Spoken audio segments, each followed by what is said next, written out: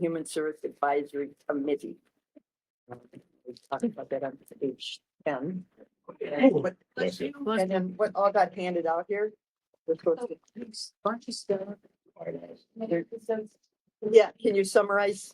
So the intent of providing this history is exactly that, to give you background of what has been done over the many years with both human services and public health. I'm sorry, the human services and public health. So it basically walks you through the current status of the Health and Human Services Advisory Committee with the mission statement, the bylaws, and then it goes into more of the specifics of statute requirements. We did not number the pages, but the third page in is a document that provides you the governance and organizational structures in Minnesota. And it's basically the intent of this is to show you which counties have the standalone community health board and which have the combined. So you can peruse that at your leisure. Again, it gives you more statutory information. Then if you go back, I don't know how many pages this in, but you'll see in the packet an agenda request for board action from April 3rd of 2012. The intent of doing that is if you go to the bottom of the page, there's a committee of board item for the community services review. So that is where we had Springstead come and talk with all the employees and the management and discuss the structure of Health and Human Services. So I felt that was very good history for the board. And the report is included here in for you. And I realize that you haven't had a chance to read this, but I think it might play a role in your future discussions. Let's see what the next part is. So then I also included the statute, sorry, the resolutions that were approved in the history of 2017, 2019, 1979, etc. So it just gives you the history. Again, it's just meant as informational to you. I realize this is just to discuss whether you want to move it forward or have additional discussion on the topic of separating the two committees. Okay, well, you get, why do I have tree stuff at the end? Because it actually is part of an action of the resolution that deals with the community. Gotta get that shady tree program application. For the Department of Agriculture. Yeah, but the agreement and the resolution that it's attached to, it's deals with the Commissioner of Public Welfare. And the board naming the. Okay, well, I'll look it over, but I was surprised. The social to have tree services stuff in here. administer. It's for shade. Well, so you've got information. So I think initially we were just talking about our advisory committee, but you're. This is about the advisory committee. But then you get community health boards. So we act as the community, the county commissioners act as the community health. board. Right, but it impacts your structure. Okay, So if you were going to have a human services committee and it's formed under, I believe, statute 402, then you don't have to have an administrator, a CHS administrator. So that's why I wanted to put this all together, because your structure does impact what positions you must have. Does that make sense? okay, well, we used to have two separate committees, advisory, citizen advisory committees.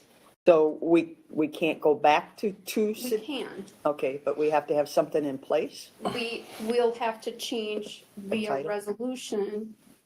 Now, the part that I haven't had a chance to discuss with Karn is whether or not you have to have an ordinance. Oh, okay. Okay, so that's what I didn't have time to Sure. research, is whether or not the board did an ordinance in order to establish the way you are now. That's the part I didn't get to. Okay. I don't remember what we did when we combined them, but I mean, I don't remember. Well, And I we guess- found a lot of the data, but not all of it. And part of it is, from my observation, is the Human Service Public Health Advisory. People only have so much of attention span, and it seems like the health always gets put at the end of the agenda, and it just, everybody's kind of ready to leave at the end, and it's at the end of the day too. And so I just don't, personally, I don't feel public health gets as much time and discussion as they should. We do have separate departments within our state organization. And so I just, that's where I'm leaning. And I also, one of the past members of both committees, Dr. Adine, had also given me a call and said he also agreed that health just doesn't, rise to the top as much when you combine the two. And he would be more than willing to be an advisor and sit on a committee. And he's a major, been in the, I think he's all retired now, but a major provider in the community for many years.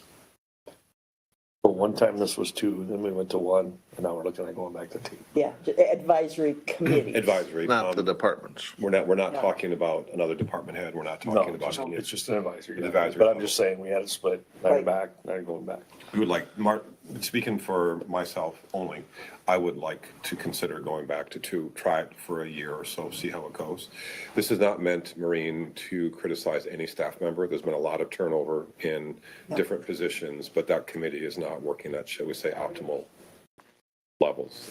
It's a large committee, it's clunky.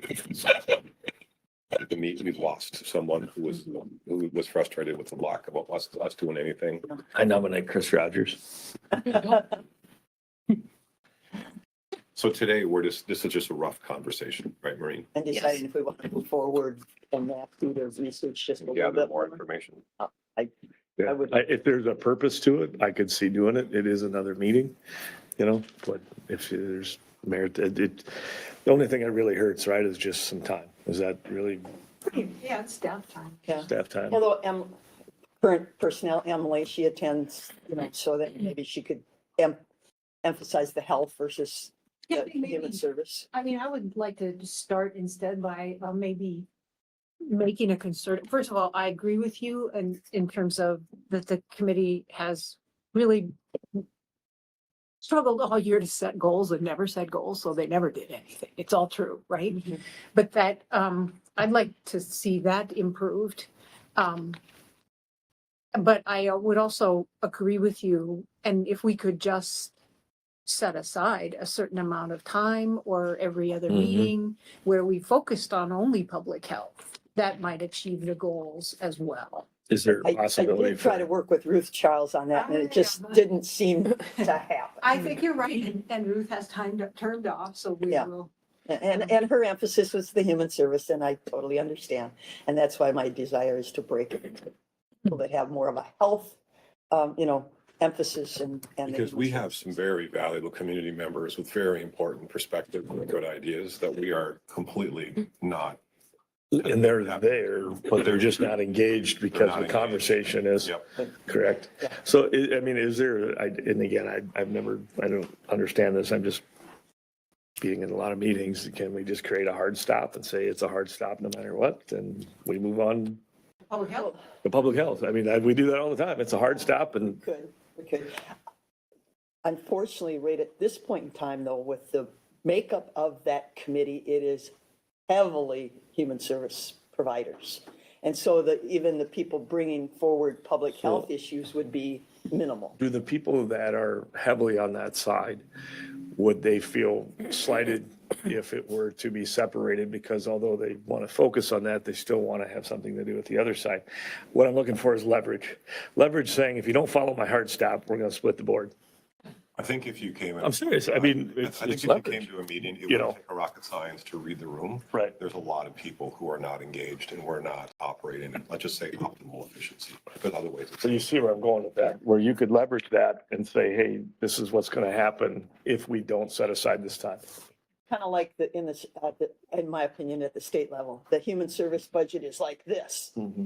Public health is a decimal point in a human service budget. Honestly, So, probably shouldn't. One's leading to the other. yeah, and such. If Yes. I may. Ms. Holty.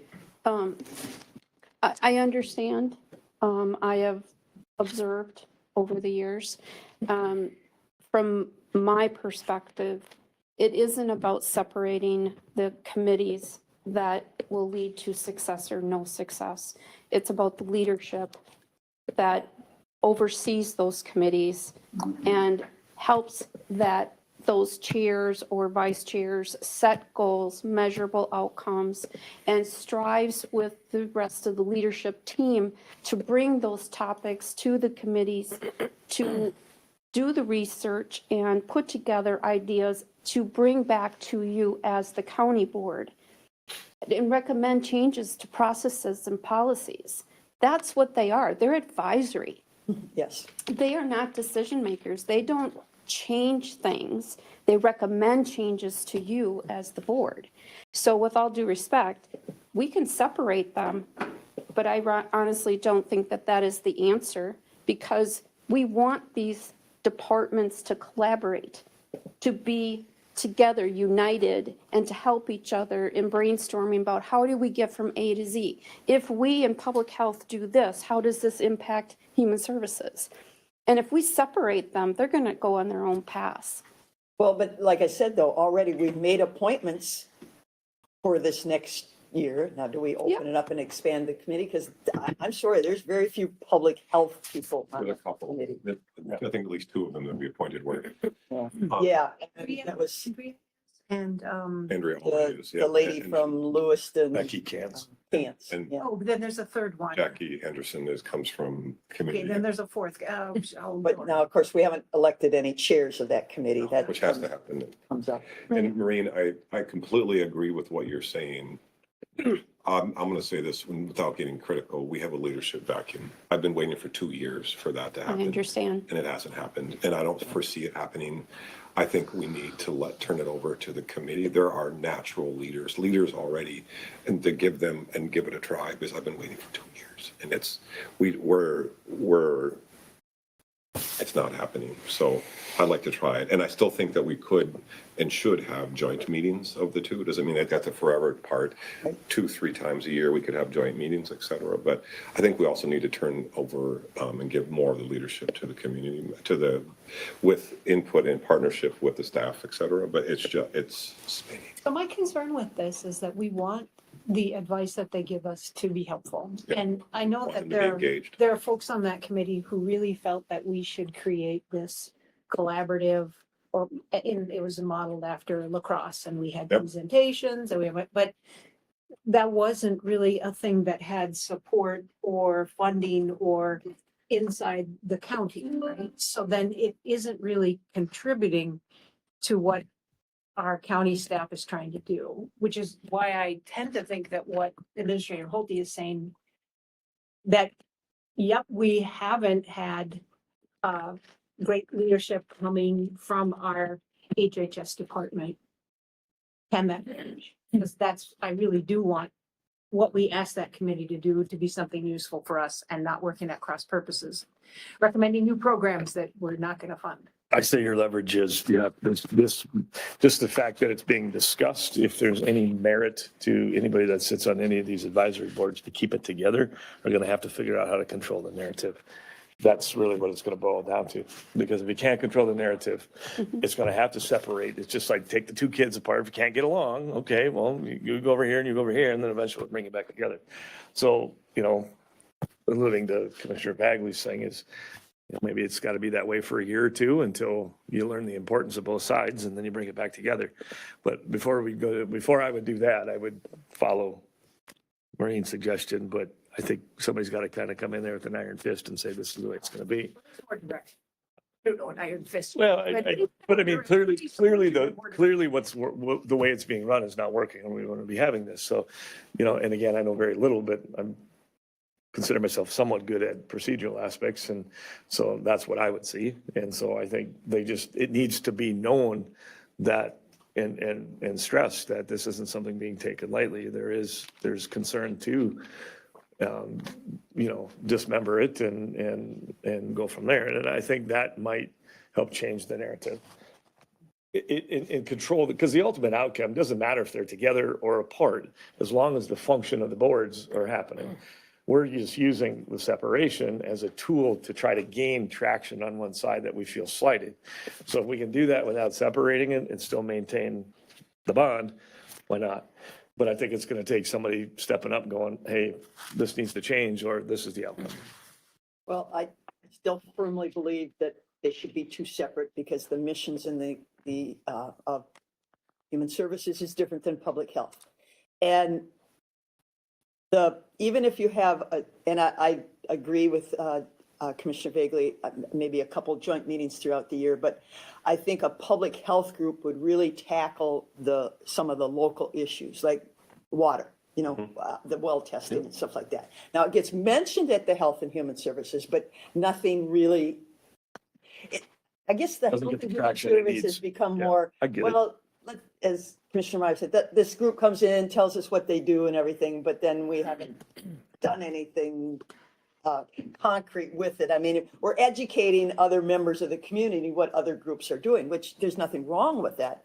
But the public health people are sitting there and like, huh? I'd rather talk about water, childhood immunizations. Can you envision for me what you would have them do to advise us related to, let's say, water? Well, you take the water, well, they should have been working, of course, working closely with the state of Minnesota and making sure, that the information gets out. Like right now, do people still know they can get free well testing and concentrate on it and So dive into the information? But is that a function of the county? Is that a function of our staff? Or do you see that as a function of those individuals sitting on the board? That's really what I'm trying to understand is, I guess wrap what them is all it they can together. actually do? That's because I think that keeps being the kind of the issue. is What can we do? Exactly what Yeah. do we want? Well, them they to can do? be, again, like you get a person like Dr. Adine, who's well respected in the community. If he says something and can, even start an article campaign or something in regards to public health, I think it'll have higher impact. The committee, again, with the leadership and then the lack of leadership at the county is just, like I say, it's been a lot of presentations. Well, we do this and we do that. And, we work together, which is, again, nothing wrong with educating people, but it hasn't led to any actions. I mean, one of the things I've considered is, could we take the lobbying list, let's say from Micah related to public health, or from human services, which is like so full of acronyms and bureaucratic that it's like almost Can't be incomprehensible. worse than water boards in the state. What are they actually talking about? But if you are an expert in social work and you actually know, you could maybe do some research and come back to give the board help in terms of understanding and lobbying points in terms of what we need to be lobbying for. I mean, that's a thing that they could do for us, but Here's a little thing that I don't think people understand, and I just learned, hand sanitizer does not kill certain viruses. Norovirus. Yeah, norovirus. No, yeah, and how many Which is people use going hand around. sanitizer on but it doesn't, it's soap and water. Carbon I mean, choke cleaner it's- will get it, trust me. Pardon me? Carbon choke cleaner will Oh, get okay, it. okay. But I mean, it's a little thing like that Dr. Adine used to give us when we had separate, and this is, going way back. He'd have a tip of the day. You need more vitamin B, take a vitamin B tablet every so often and he such, has but done that for the committee. And he did Right. it sometimes during the pandemic. He would talk to us. yeah, but he's Yeah, but- frustrated with the committee. But that he's telling the other committee members, right? So in terms of advisory to us, the county board, or us, the public health board, that's where I Well, I don't even think we should be the public health board because none of us have any health background. I'm not and honestly, I doctor. felt like during the pandemic, he shouldn't be going to that meeting. He should be coming to our. Well, and so, ultimately, I think the community health board should have some professional health people on it instead of 5 county commissioners. Seriously, if you want to, keep the I step. take your point. I Yeah, do take your yeah, point. because I don't know, So I don't know that my thing was, what I'd say exactly, give it a try. what exactly would we ask them to do? And Well, I'm gonna speak for myself only. The status quo, and it's not so much, it's just leadership turnover. I don't want to talk about it enough. There's been a lot of leadership turnover. To me, in my mind, I view it as the staff giving, there should be some information sharing, but it shouldn't be the whole meeting. It shouldn't be staff coming and talking to 12 community members and they just sit there and look at them or whatever else, and then the meeting's over. But there should be some component of education and information sharing. And then the staff probably will want to run ideas by these community members, and to get their advice, et cetera. I also would like to have them bring ideas forward for consideration, because we as commissioners aren't the county staff. We're the bridge between the county staff and the public, is to have some ideas and initiatives, all of which are not possible. But what's been happening is just better.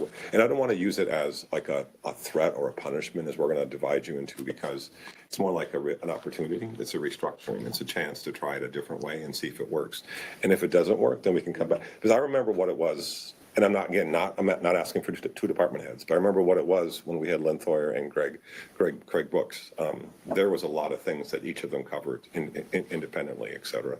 But I'd like to also to have the community members much more actively involved, not just passively sitting there on their hands, listening to staff rattle off 100 acronyms at them, most of which they don't understand, et cetera.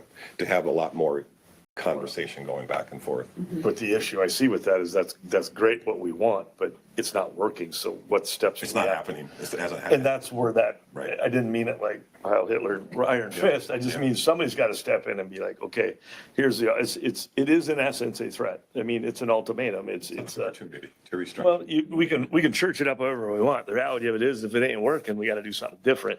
And if there's merit to the people that want to sit on both sides of that board, we're going to have to figure out how to equally prioritize both sides of the board, meaning that we might have to just, that's it, and I can definitely appreciate, because sometimes it's nice to just pull off, because even in that narrative, the narrative starts to build in a conversation, even under a certain scope of something. And we see that a lot, where we revert back to the topic, and then who's the gatekeeper that says, nope, don't go back to that, stay on focus. That's the hard part. And so sometimes it is easy to just pull it away and go, okay, we're going to have our own conversations.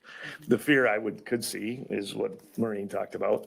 And also the people that enjoy being on both sides of that coin don't know. I'm not part of this board. It's just a procedural aspect. So I think the big thing is we know what we want. I can understand that, but this is, how do you get there is the bigger problem.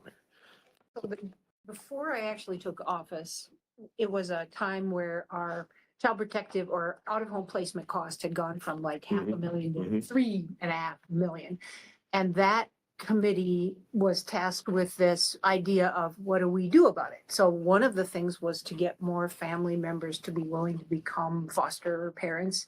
One of the ideas was, how do we better support the foster parents that we have so they don't quit? They created a survey. They invited some foster parents to come. They helped with the recruitment. I mean, so they were given like some stuff to actually do.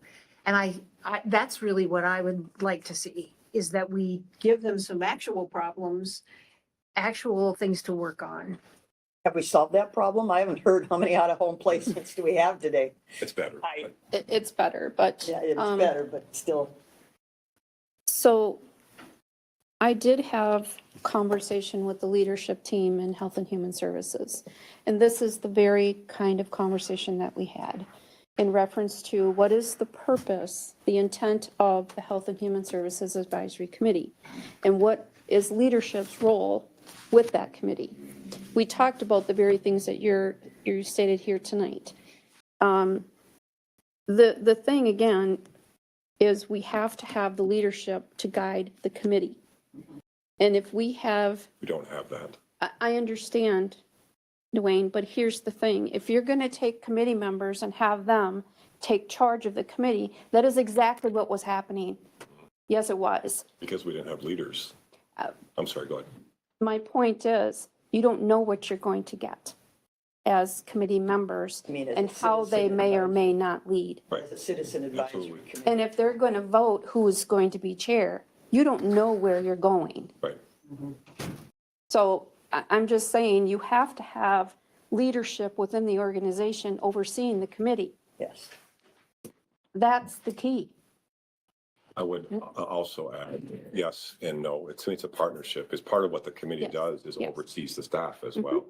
But way back with Craig Brooks, part of one of the functions was to review, I think it was foster services, et cetera, is that it was to review, it's oversight going both ways. Absolutely. Yeah.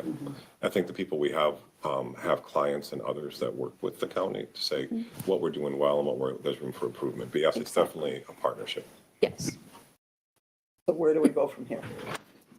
I guess we need to let the staff know if there is enough commissioners who want to pursue it, or do we just let it be for now? Well, I would like to pursue separate. I would like to pursue what the rest of you think. Okay. I think that we can make room on the current committee with it joined to discuss publicly. I don't know that the first move that we need to take is to separate. I think we benefit from the committee as it is, as long as it's structured. Josh? I'm really impartial. I can see it go both ways, and because I'm a little more distance to that board, I don't understand all the idiosyncrasies. So I could support it either way, giving it a different shout, but I really heavily got to rely on other people on this to make that decision.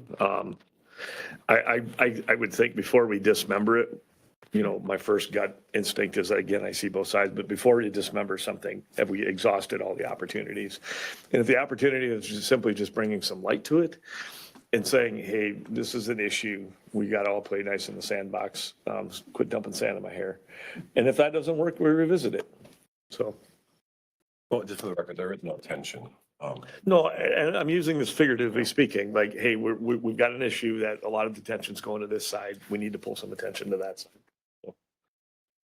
So you are neutral as of now? In a way, you're the deciding vote. But you can also be neutral in it. I mean, it could go either way for me. I can see both sides. And if it's deemed necessary to separate it for a temporary period of time and then reconvene later, I would support that. So. Okay, so, Ms. Holty.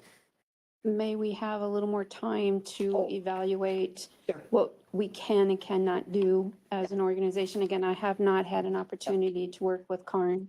I Absolutely. mean, we tried our best Committee to of the get, board, you Yep. can't make a decision. Yeah. I think still provide an opportunity for the board to And you read the can't hand a history. packet this thick and I expect. understand, but we were trying our best to get Yep, it to and we also you. need, in defense of the staff, we need to let you know if we're going to ask you to spend more time on this or not. True.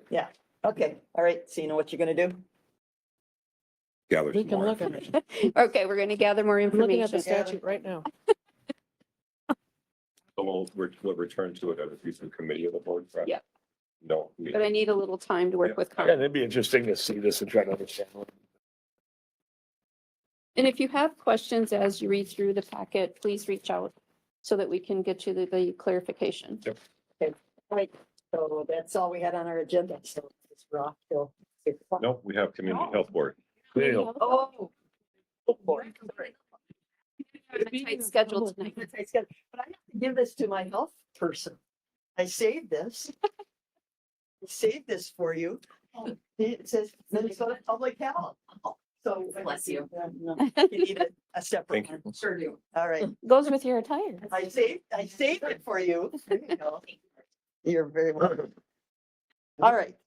We will call to order the Community Health Board. And we have the item 2, approval of the minutes from January 7th, 2025. Also move. Second.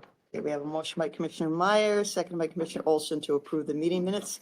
Any discussion? All those in favor say aye. Aye. Opposed, nay. They're approved. Chairperson's report. We will have our first shack meeting coming up next week, and see where that goes. And like I said earlier, for those people that are here, hand sanitizer does not kill the norovirus. Little tips like that. You know, you see hand sanitizer all over the place, but your best bet is soap and water. And aren't you supposed to sing the happy birthday song or something? Right. Or- Yeah. Yeah, 20 for seconds. the length of time to Yeah, wash your wash your hands. hands. That's the best thing you can do right now. And then I was listening, unfortunately, I think it was, I don't know what state now, there's an outbreak of tuberculosis. Ooh. Which Is it Kansas? Yeah, that's not good. It's the biggest, I think like Which- 60 some. Which city? I don't know if they didn't say really city. I have relatives. It in was one of those Kansas. news articles, you know, you're listening to, but you don't listen to. But it is making a little uptick, and it is, not a good thing.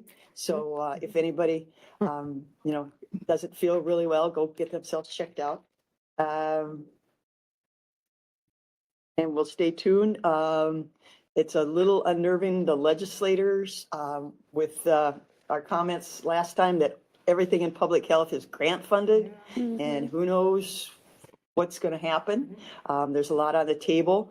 The plus is that, as I said earlier, the public health budget is so small in relationship to the state budget that there, you know, when you start talking about cuts, there's not a lot to cut, and you don't make big impacts or savings. So I think the governor is looking at other departments and other areas to make more impactful things to our budget. Anybody else have anything anything going on in the community? How are the schools doing? Are you pretty healthy, Dwayne? Mr. Vigley? I'm pretty healthy, thank you Yeah. for asking. We have, I think Emily would know better, we have, I'd say the normal percentage of kids who are sick. Normal. I haven't heard anything out loud.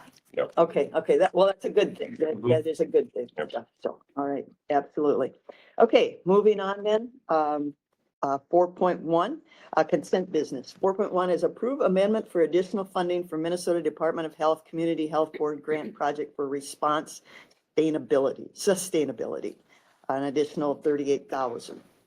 And that was on page 43. Emily, do you have something to highlight? We applied for some additional funds that were remaining from the fiscal year 2024 budget for this grant, and were awarded the additional $38,349 for additional projects. So just seeking approval to accept those grant dollars. No, I think there's pretty short time that has. Yes, we have to set spend it by June, yes. Yes, and I think I inquired, I think Ms. Holte provided that some additional radios or something maybe. being Yes, we purchased? will be coming back with some more information about that at our next meeting.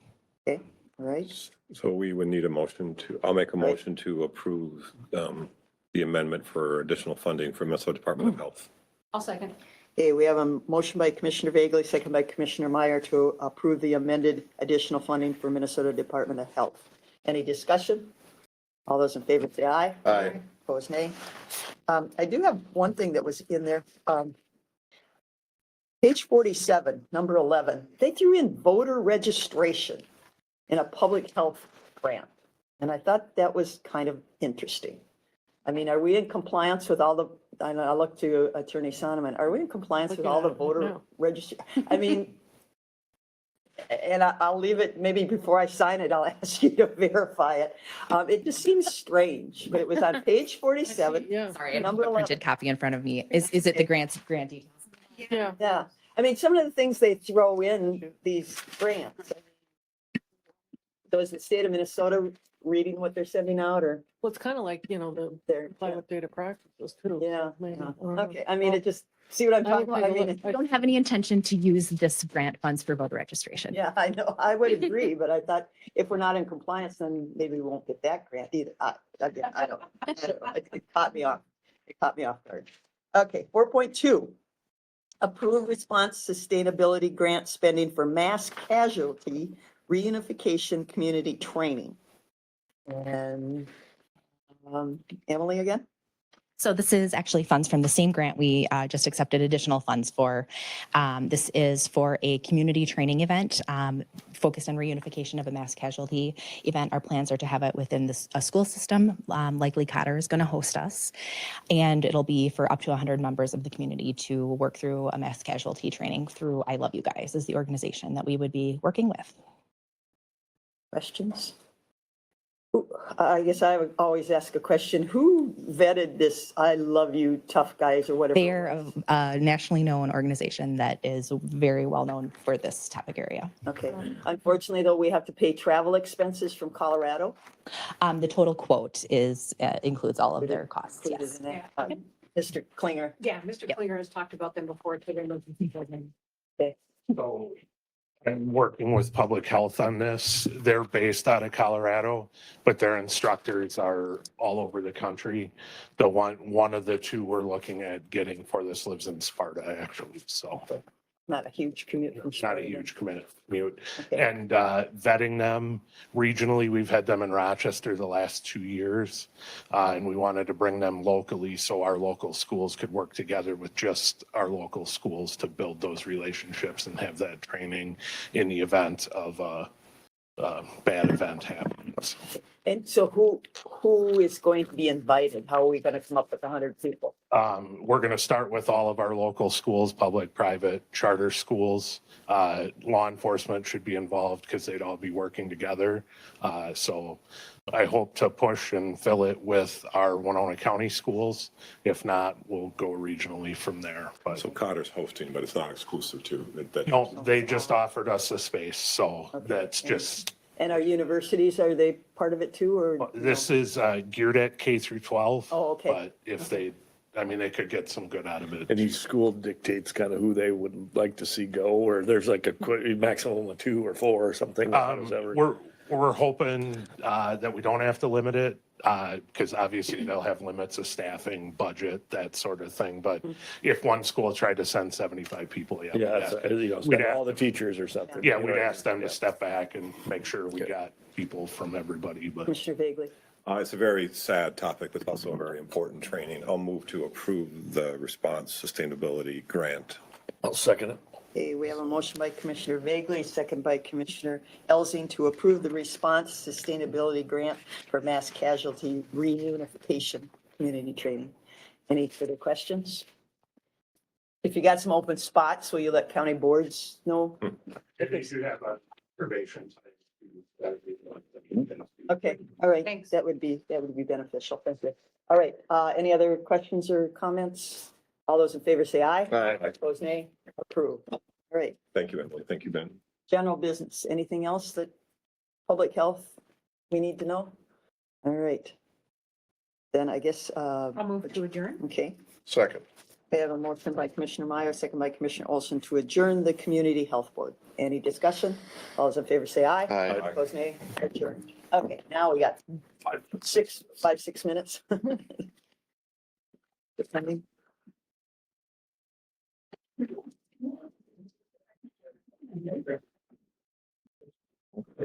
And Maureen, we have. Good evening, everybody. Good evening. Nice to see a room full of active citizens participating in democracy, In our republic, not a republic. in our republic. In our republic, yes, our republic. Okay, we always start our meetings with a public comment. And people are given 2 minutes to speak, and we will, I think Heidi will be able to put the 2 minute up on the computer, the monitor, so you know when your 2 minutes is. And I do ask, I know we got a room full and we got a lot of opinions and a lot of people here to share those opinions, and we greatly appreciate that. But I do ask you to be respectful of all the citizens in the room. Please keep your comments concise and to the point. And we will take a record. Ms. Holte, you document who's speaking and everything. So when you come to the podium, you ask to give your name and your address, and then you have 2 minutes. And if a lot of people, I guess, first of all, the board, we usually allow like 10 minutes for this, but in the room full, I think we'll allow everybody to speak that wants to. Yeah. But I would ask that you be prompt and maybe make a small line behind each other, so that the time moves and people are in line to come to the podium. So we'll open up the public comment. Who would like to be first to address the Winona County Board tonight? Maybe I'm not going to have speakers. I anticipated I would. Thank you. Hi, good evening. My name's Bonnie Hammock, 805 East 2nd Street. I find the timing of the city encouraging the county to vote right now regarding the joint police facility interesting for a few reasons. We've heard publicly for the last year that county board members want to get a second opinion on the estimate for repairs on the LEC before making this decision, because the BKV estimate is outlandish, frankly. As far as we know, that second opinion on the estimate has not come in. So I find the timing of this interesting. Also, sorry, I didn't write down my comments. I've been thinking about things for a while. I think that with budget shortfalls and record high rate tax increases, this conversation's a little offensive, frankly. I've recently read in the paper about the county attorney discussing how jails become the landing grounds for mental health and addiction issues, how there was a county board member quoted recently talking about fences at the top of the hill instead of jails at the bottom. And to me, that sounds like an understanding that carceral solutions are not effective for public health issues. So that being said, spending millions on a police facility is not helpful to our community. It's not what we need. I think we've been hearing us say for years, what we need are non-coercive mental health and addiction services, housing, the things that actually serve our community and keep us safe. So I urge you to not invest with the city on the joint police facility. Thank you. Thank you.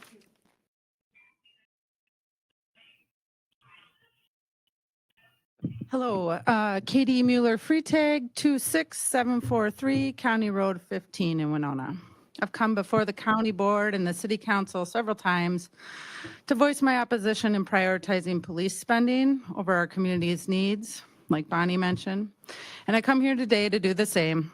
I don't consider building a new multi-million-dollar police station a necessity for Winona. And in fact, I would consider signing into this agreement with the city to spend the $7 million grant that they've been given by the state, complicit in defunding services that actually provide public safety, fire, and ambulance. In times of crisis and climate catastrophe, the government often fails to help and support the people. That is playing out in real time in California with the wildfires, in North Carolina, still reeling with destruction from Hurricane Helene, and elsewhere as the government almost completely abandons the people in these times instead of prioritizing the billions that they're spending in genocide funding and bolstering police spending. It ties into Winona in a very obvious way for me as we see the municipal government trying to use that $7.5 million grant that the city is being given and prioritizing it to spend it on a new police station instead of a fire and ambulance station, which has had little to no discussion. The grant I'm referring to has language that absolutely permits for it to be used in either way, but the city is pushing for the COP spending. What happens in Winona, what happens when Winona experiences yet another year of drought and the risk of fires become more prevalent? How's a new police station going to keep us safe? I just experienced a real close call myself of an out of control field fire this year. It was the volunteer fire service that came and worked throughout the night to make sure our house didn't burn down and our neighbors' houses didn't burn down. So my property taxes just came in the mail, and they already include spending for the multi-million-dollar jail that I didn't want either. So I'm here tonight to urge the county to go back to Chad Ubel and the rest of the city and say, no, you can't pressure us into this, and the community doesn't want it.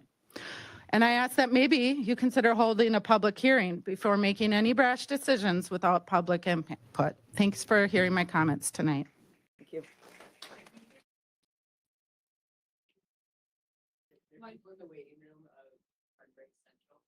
Oh, well, we will, yeah, we'll acknowledge them.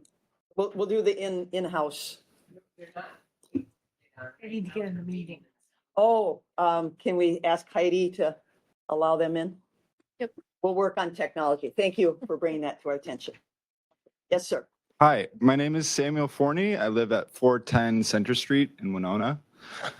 I'm an artist and culture bearer in the community, and it is literally my job to see things from a bird's eye view, see it with heart, see it with purpose, and see it with care.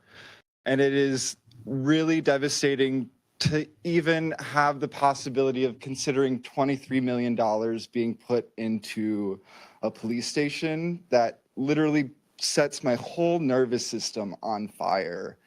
And as my job, as a person in the community, I want to inform you that there are many other ways to benefit a community with $23 million. As an artist, I know that it might seem like frou-frou to support the community and not just put it towards police, guns, ammunition, but housing, community resources, food, shelter, these are all things that we need to consider first and foremost before we turn to something else that we already have. So, thank you. Thank you. Madam Chair. Yes. If you could communicate to the citizens that there is not a waiting room, so they might be in the incorrect link. There Okay. is not a waiting room. Okay, we're advised that in our technology system, there is not a waiting room. So check the link that you have, and the link would have been on our county website. So double check the link and see if you can't get that corrected. Thank you. Yes, ma'am. My name is Joan Heckman, 463 Sioux Street. I have lived in Winona for coming on like a decade and a half. And there are absolutely problems in this city, and none of those are a cop deficit. We have some of the cheapest housing, single housing units in the entire city were destroyed for some parking lot or something. Who cares? Some kind of parking lot. All right, there's a bus that doesn't run on Sundays, barely runs in the afternoon, and comes late on Saturdays because it can't afford to do anything else. We've got a warming center and a day center that have a 5-hour gap in between the closing of one and the opening of the other. In this weather, 5 hours is plenty of time to freeze to death on a park bench. We have more than enough problems without, taking into consideration how many more cops we can put on the street. That's never been something the city needed. $23 million I have written down. That could fund 2,000 homes for a year, 4,000 families' health care, or 3,000 children's childcare for a year. All of these are things that I would rather have. I've never once in my entire life been interested in seeing more cops in my town, ever. And I think most people feel the exact same way. Thank you. Thank you.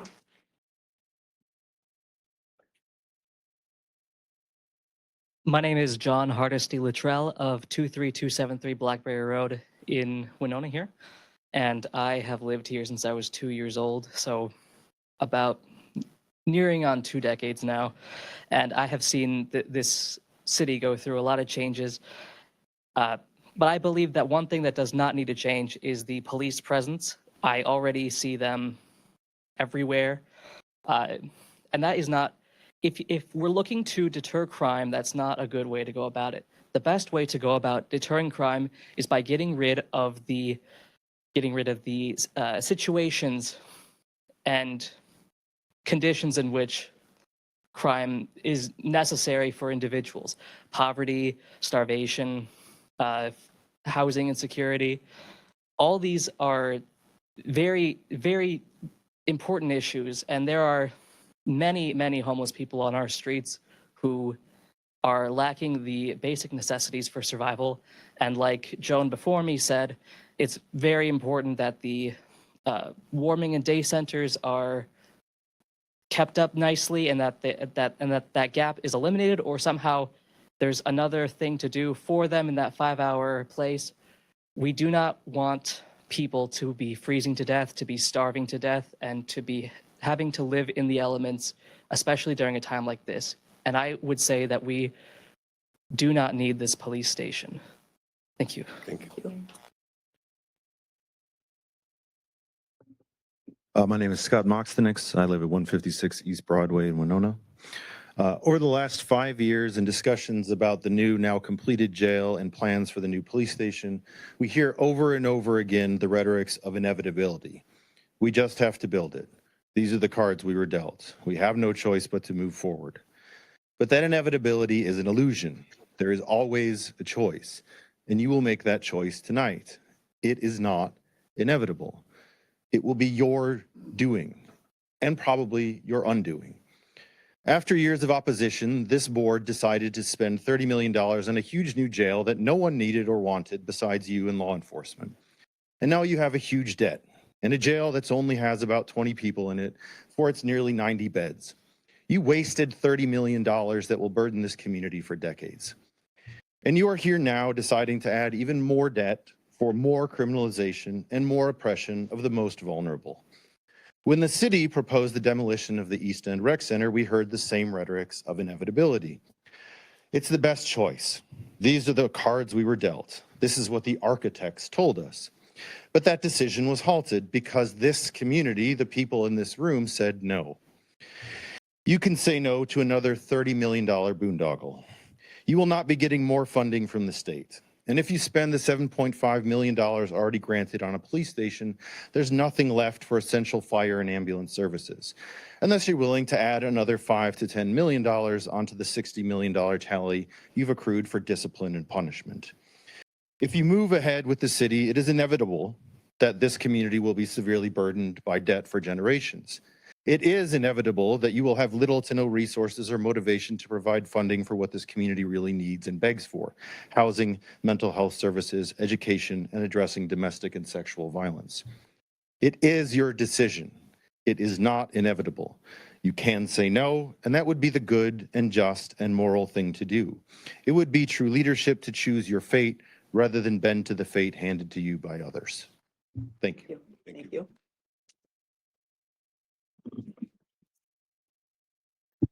Hello, I'm Leone Wiles Hackerson. I am currently residing 700 Terrace Heights. I would like to pose a little bit more of a moral perspective on this rather than focusing on the monetary number, seeing as I haven't lived in Winona for very long. From my experiences, punitive justice is comparable to pulling weeds by their leaves. For a while, it'll appear that there are no weeds left, only for them to continue to spring up. Why do we still question why this is? We can brand crime as evil. We can brand the members of our community as evil. We can ignore the problem that is the lack of resources for the needy by investing in more weed whackers. But by not pulling these problems by the roots, people will continue to suffer unseen and unheard. Invest in these people, not in their punishment. Thank you.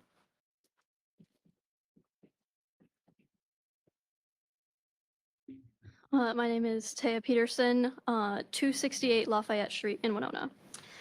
I am a student at Winona State University, and I transferred here 2 years ago. I'll graduate in May, and I'm excited to use my social work degree in Winona. Initially, I didn't have high expectations when I was looking for a place to complete my 4-year degree. However, I have come to realize how much this town offers, even with its small size.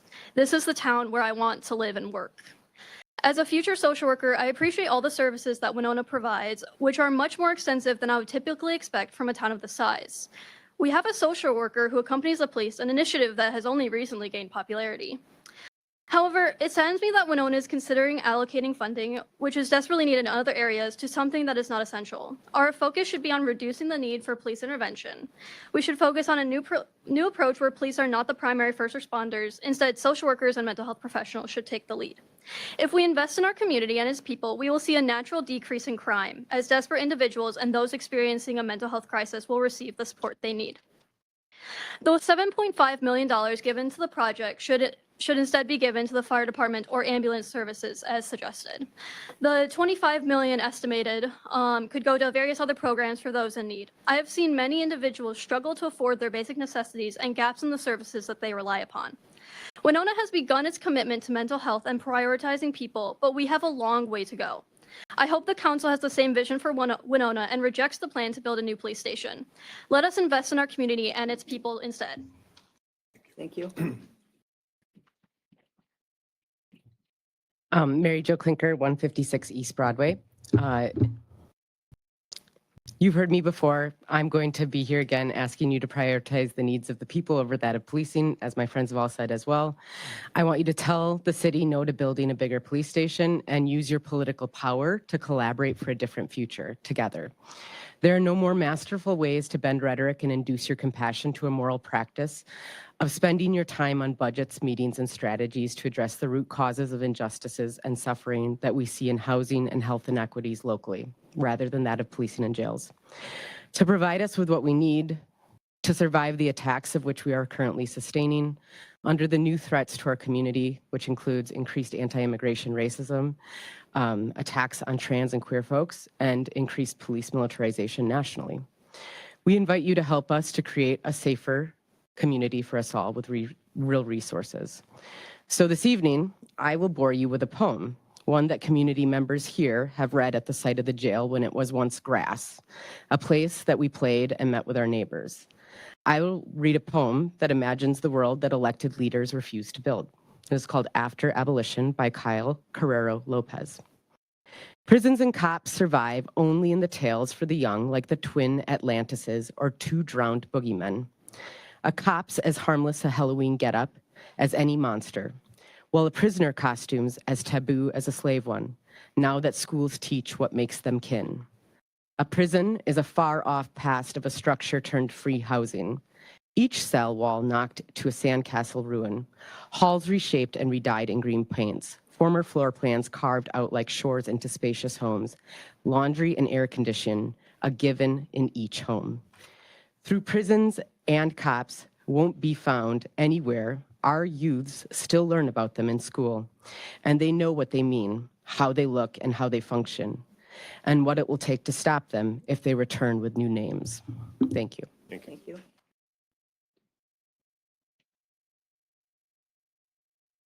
Amarissa Swenson Ruiz. My address is 522 and 1/2 Maceman Street in Winona. This is my first time speaking here. I did not write a speech ahead of time because I didn't even know where to start with one. The last 3 years, not this year, but the last 3 years before that, I coordinated the Winona Community Warming Center. So working directly with the homeless population in Winona, watching how it grows, watching how it struggles, and interacting with police one-on-one in a variety of different situations. I've had plenty of conversations with police officers where they feel almost a guilt because there's nowhere else for this person to go. So the frontline workers with homelessness in Winona County are not the only ones feeling the extent of the housing crisis. We also do have to keep law enforcement involved. But part of making their job easier is going to be more housing. That's also going to cut down on crime. It's going to cut down on, theft of people breaking into cars trying to survive, winter nights. Yeah, I trust that you are aware that the warming center is being removed from its current space this spring and does not have a follow-up place to stay. So there's no backup plan. Catholic Charities does not have a backup plan for where they are going to house the warming center this next fall. So I would ask that you keep that in mind. Last winter alone, we had 86 unique individuals that came through our warming center. That's not a small number. We're the only Winona County overnight shelter. So yeah, just budgeting wise, I would ask that you just keep that in mind. The day center was already struggling with budgets because it was started through the American Rescue Plan, and that is over. So they were already stretching to make ends meet and keep that open. The homelessness crisis may need the county's support. Just want to put that bug in your ear. Thank you. Thank you.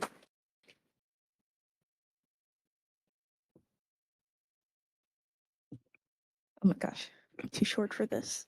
Okay. Hello, my name is Oluwadamilara D'Souza, 630 Franklin Street. Okay. I am a fourth year social work student at WSU, so yes, my words may be taken lightly, but please do listen. Various research have shown that investing in the community leads to a happier community. I did an internship actually at the Day and Warming Center, and I watched as a resident died out in the street a couple falls ago on a parking bench. People experiencing homelessness have to escape police prosecution for simply trying to rest. This money could be put into affordable housing that can give the city what it wants, not seeing homelessness on the street. Giving police more money to continue racial profiling that is ingrained in their systems, harass the oppressed, not take the words of survivors seriously, and criminalize not being able to afford a home and more is not what a town like Winona should be like. This land was taken from the indigenous people. The least that can be done is take a page from the indigenous people's book to care for the land and its community. Thank you. Thank you.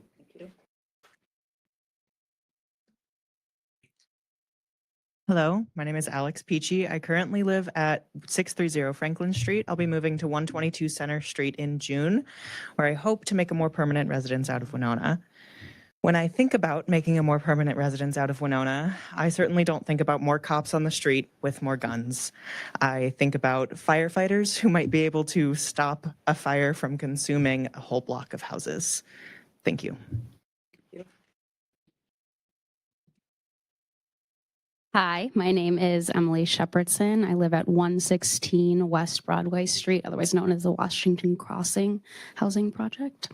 I just want to say that a common feedback that I've received via email when reaching out to some of you and others is that really there's no fixing, or at least there's no easily fixing the current LEC and specifically the evidence room, right? That we've heard several times. I imagine you've heard several times of the evidence room, the evidence room, the evidence room, right?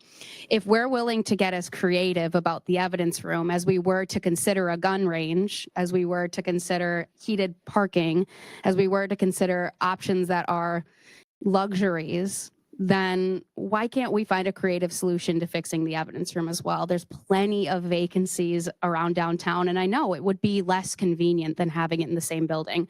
But what I'm suggesting is that using this money to explore other options is clearly what the community is asking you to do. So I urge you to recall what has been brought to you today when you are going forward and making these decisions. And again, a public hearing is necessary before you move forward spending this community's money. Thank you. Thank you. Good evening. My name is Penelope Mace, and I live at 157 West 3rd, right here at the Kensington.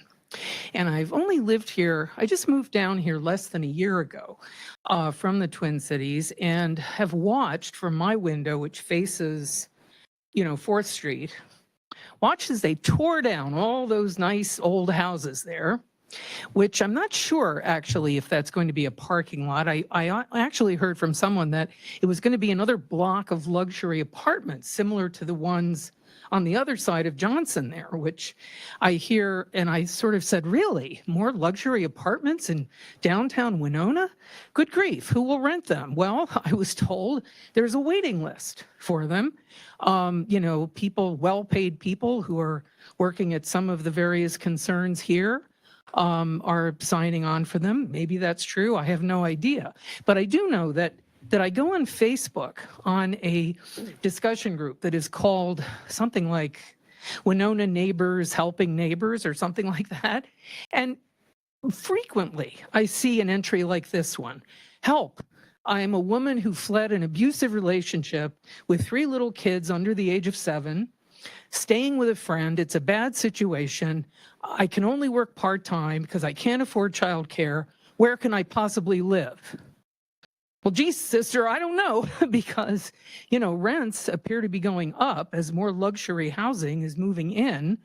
And now we're talking about 25 million for a new office building for police, which I don't begrudge the police having nice bathrooms and meeting rooms and whatever they need. But, there are priorities. Anybody who has a workspace would love to have gleaming new meeting rooms and a nice new cafeteria and everything else. But sometimes we just have to make do when there are other priorities. So since this seems to be a contentious issue, maybe schedule a public meeting where more of the public can actually be there and voice an opinion. It would obviously have to be in the evening and be well advertised so that everyone could attend.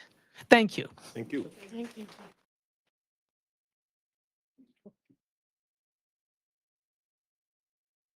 Hello, my name is Claire Skogsberg. I live at 578 East 8th Street. I moved to Winona over a decade ago, and I was so happy to see the community engagement. People I recognized from the pub or just on the street and in the grocery store run for city council, just being active in the community. I was never able to finish my college degree because I escaped domestic violence. There weren't a lot of resources for housing. I was stuck in a lease. A few years after that, some of my sorority sisters had problems and they left the town. There just wasn't the resources. You get a list, and the Bethany House at the time was, 9 years ago was down. You got a list that existed 20 years ago to this date, and you call and nothing was open.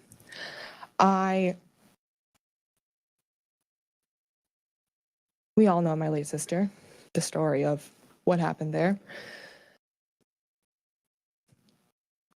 You can hear the community begging you for other options and alternatives, and I hope that you hear us when we just ask for help with basic needs. Thank you. Thank you. Thank you.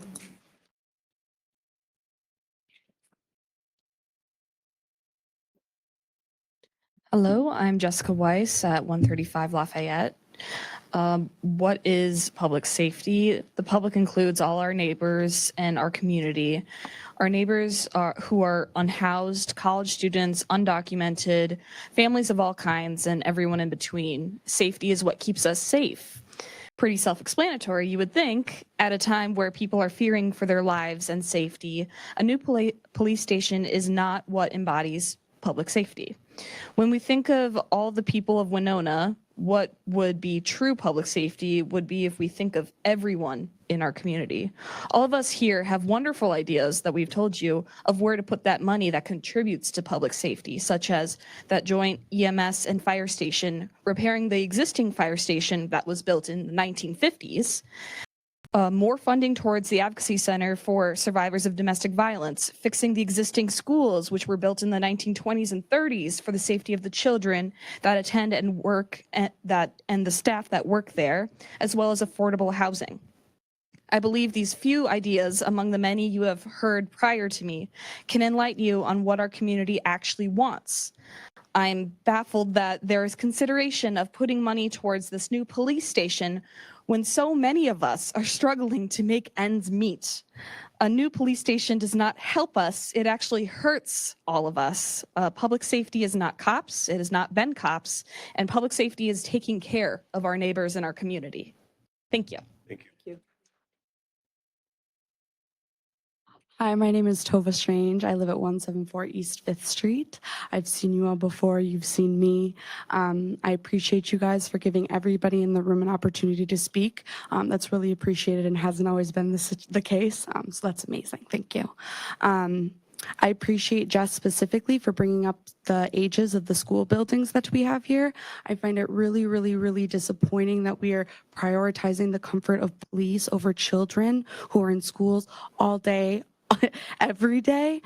That's a concern to me as somebody who went to the schools here. I've been a student here. I'm now a professional here in the helping field. I've seen firsthand, interpersonally, professionally, and in my friendships, the ways that housing insecurity, domestic violence, and other issues with just making ends meet, as has been said here multiple times, impede a life and make it impossible to live.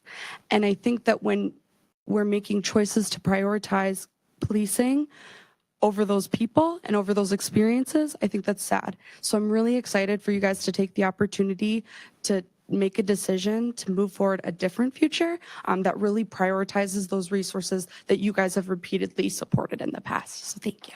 Thank you. We're gonna go online. And is there anybody online that would like to address the county board? I would. Okay, and just identify yourself, please. My name is Mandy Johnsgard. I live at 5318 West 6th Street. I'm sorry, we cannot hear you. Mandy? Yes? We have a real weak, can you speak more directly into your microphone or something? Why don't you let someone else go first and I will try to alleviate the problem. All right, thank you. Is there anyone else online that would like to address the county board? I would if you can hear me. We can. Hi, Levante Thompson, 717 East 3rd Street, Winona, Minnesota. All I have to say is I did not go to high school here. I went to middle school here. I remember the way the middle school looked brand new when I went there. And I came back here to Winona in, I think, 2017. And I thought, hey, man, I never went to the high school here. So I just went and took a stroll to high school. My girlfriend's siblings went there, and I found a school that looked like it hadn't been changed and updated or had any support since like 1999. I found a staircase that was bricked off, just instead of, I don't know, fixing a busted pipe, I guess. So I just want to echo what others have already said. You have real issues in your community where, you know, you could help children want to actually go to school because no one wants to go to a school that is dilapidated. But instead, yet again, here we are having a conversation about how you guys want to fund cops because they're cold and need an underground warm parking garage. That's all. Thank you. Mandy, let's try again. Mandy? Your mic is muted. Hello? Yes, I'm sorry. I was not prepared for that. Mandy, go. Mandy.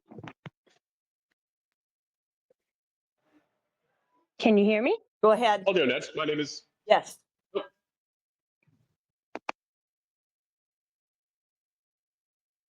Now we don't hear anything.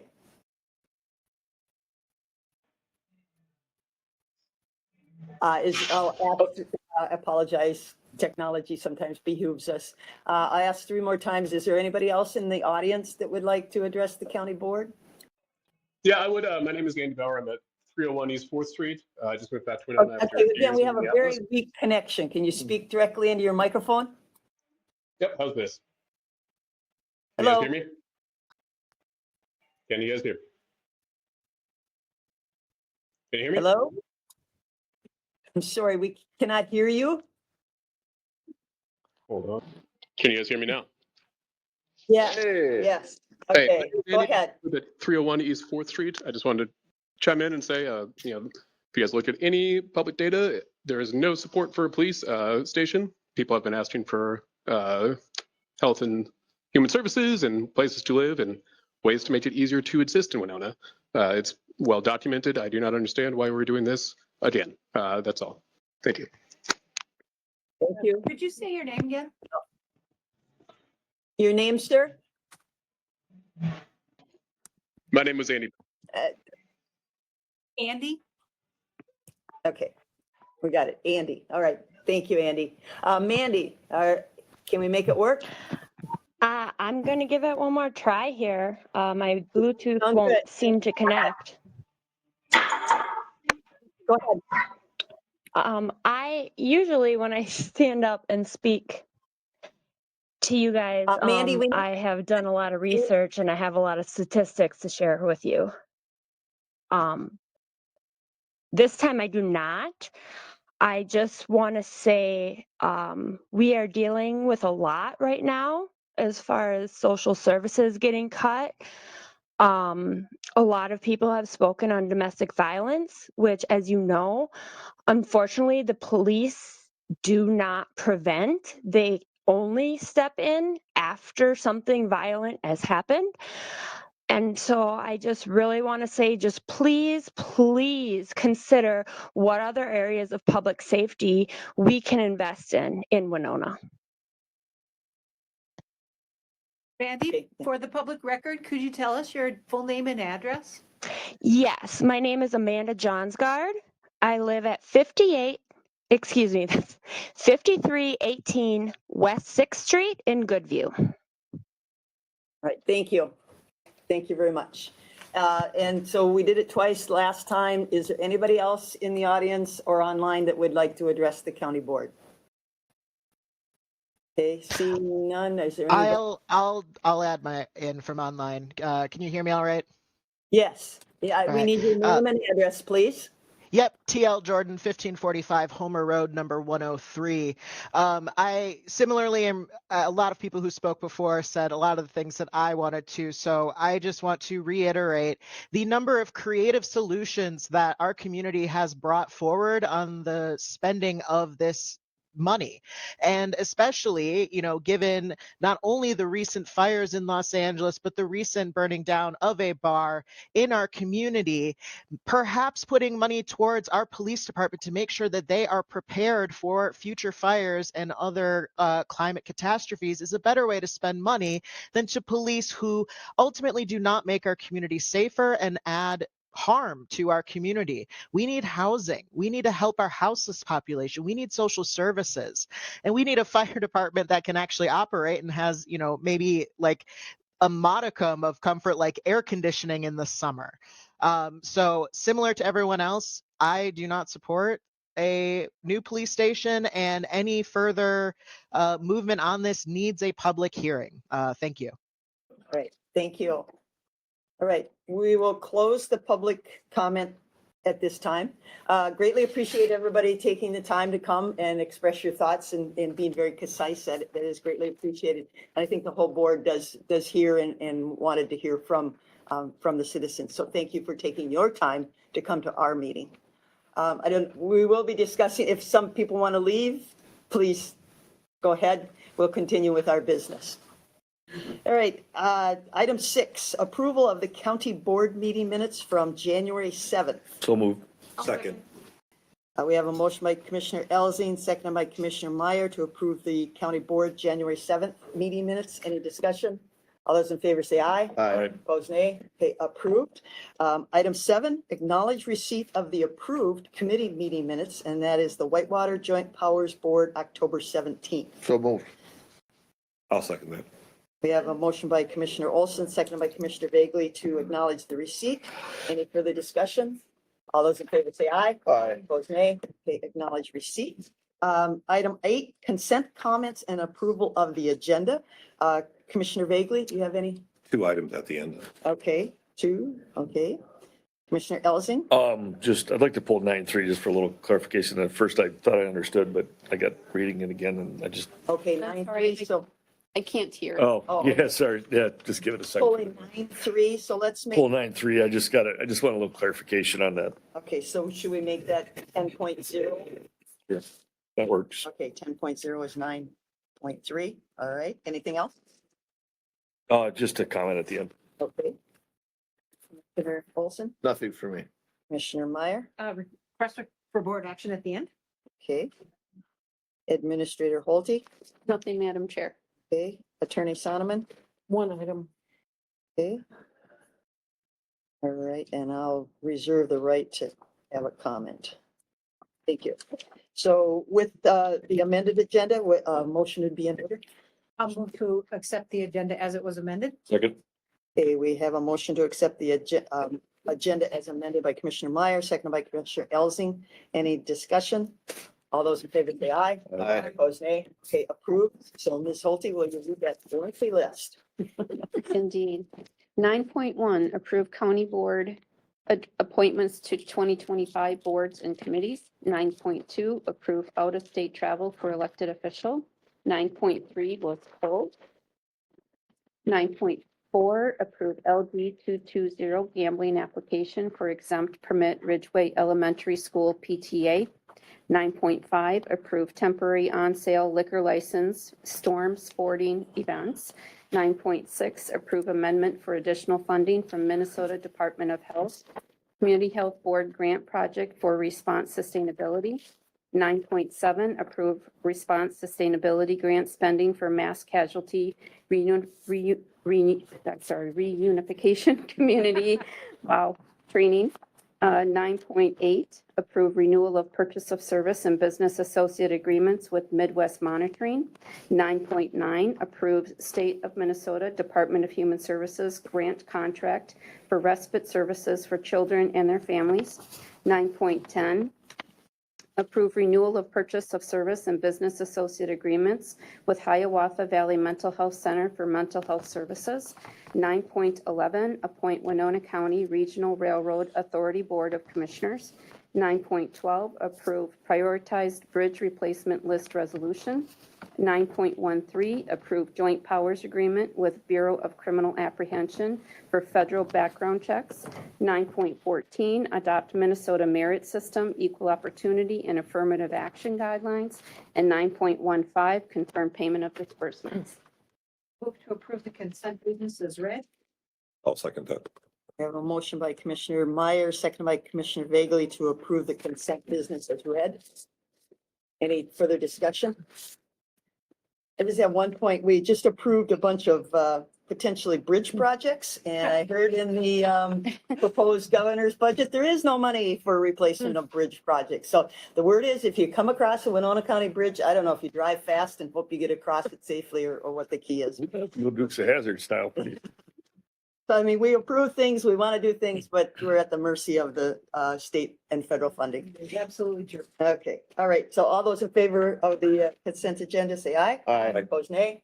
Approved. One quick comment on that though, Yeah. but if it wasn't for that little sales tax we have going on, that is making the difference in this county, and it's bad enough the way it is, but if it wasn't for that, we'd be really hurting. So we're very fortunate to, as taxpayers, to all be funding that because it does go a long ways. And I have a county road that's rapidly moving up the list of the worst roads in Winona County. So for those that don't know, 3 numbered county roads are funded solely by the county.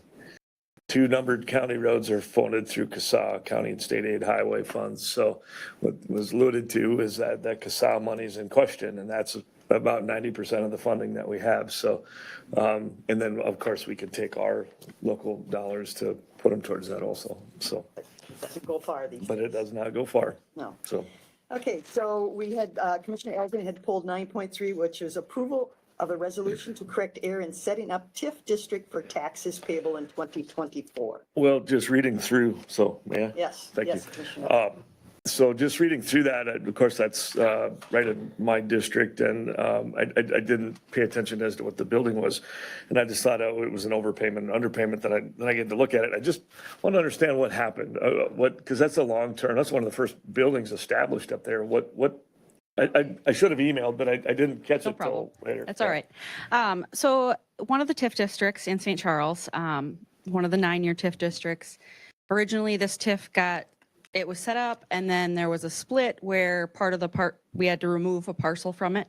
And at that time, it's my assumption that they switched it from 8 years to thinking there's 8 years left. As in they owned, I'm sorry, just so you know, as in they owned another lot that got sold off, or? Correct. There was the original plan for this TIF district. There was a lot that got sold off. It was no longer eligible to be in the TIF district, so it got removed.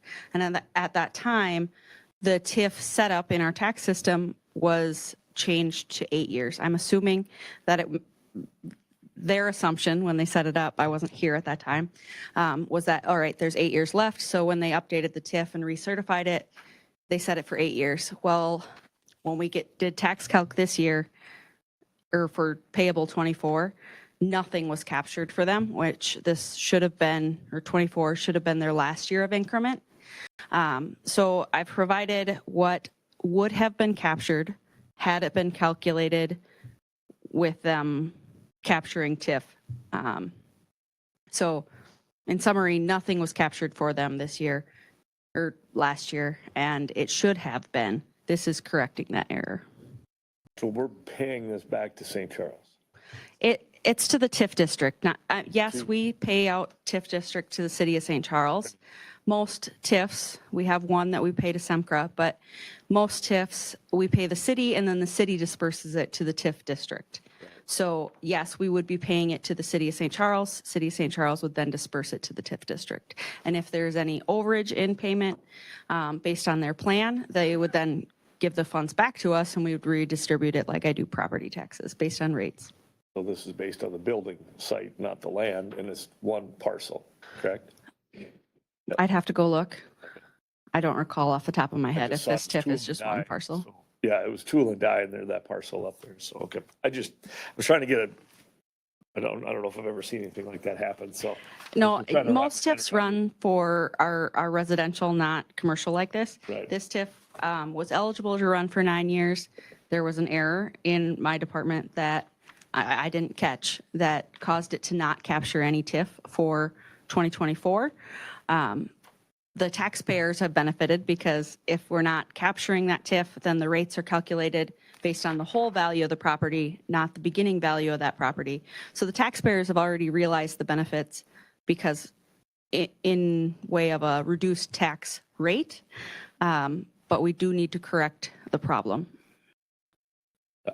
And it, if I could then, this is it for that, the 9 years is up after. with this Correct. correction? They've already sent me the decertification form with language pending this board conclusion. So that TIF will end as the end of the year 2024 after we make this payment. I think that was the first building that went in there. I don't recall. I'd have to go dig Yeah, through so history that means books. Anything else TIF up there is gonna be coming due now. Concurrent. There's more than one TIF in St. Charles. Yeah, TIF Yeah. districts, yeah. Yes, But I'm correct. just saying up in that district, it's just telling me it's aging. Oh, okay. All right. So Motion to approve, what Thank you was for the 9.3 is now 10.0? I'll second. All right, motion made by Commissioner Olson, seconded by Commissioner Elsing to approve the resolution to correct the error in setting up TIF districts for taxes payable in 2024. Any further discussion? Just, do we monitor these so it doesn't happen again? I have checked every single one of our TIFs and they are all set up correctly in our new tax system. So that won't happen again, yes. Good. Good. Thank you. Yes. So all those in favor say aye. Aye. Opposed, nay. Okay, approved. Thank you, Shelby. Item 10.1, approve recommendation to appoint county assessor. And did Madam Ms. Chair, Pulte? Commissioners, we are happy to announce that we are recommending Catherine Frett for the position of county assessor. We are still working through the pre-employment process. However, we are at the stage of needing county board approval. The update on the wage is that there is a conditional at step 6, which is $4,427.26 biweekly. That equates to $115,108 annually. Okay. Mr. Vagley? To get it on the table, I'll move to approve the recommendation to appoint, I apologize, Catherine Frett. I'll second that. the new county assessor.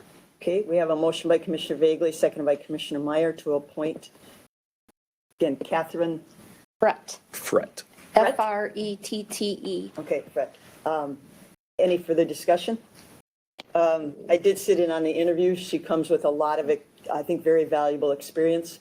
We always can benefit from somebody that worked for Olmsted County because they're neighbors, but they're good neighbors and they're good at sharing information. And she's worked with the system that we're currently using and will, I think, be a valued asset. Over 20 years of experience, right? Yeah, Yes. and she lives in the county, which I think is pretty awesome too. So that's always beneficial for somebody to live in the county that has to deal with county residents. I She think. told us that this was her goal. Yeah, when she was a little kid, and I says, "Who has a goal of becoming a county assessor?" She wanted to be our county assessor.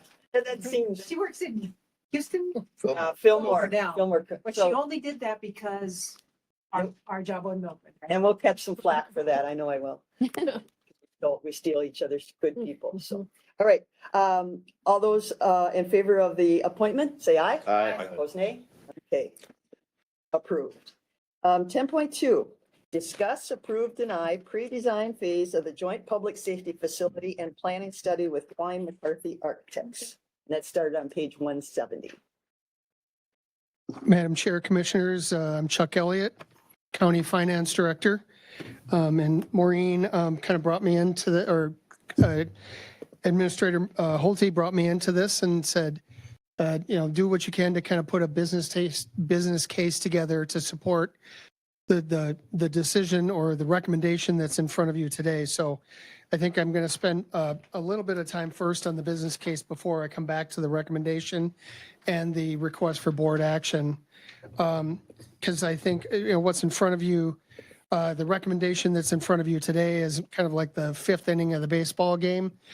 And so I kind of want to bring it back to the lead off of the first inning to just sort of level set where we're at in this process for decision making.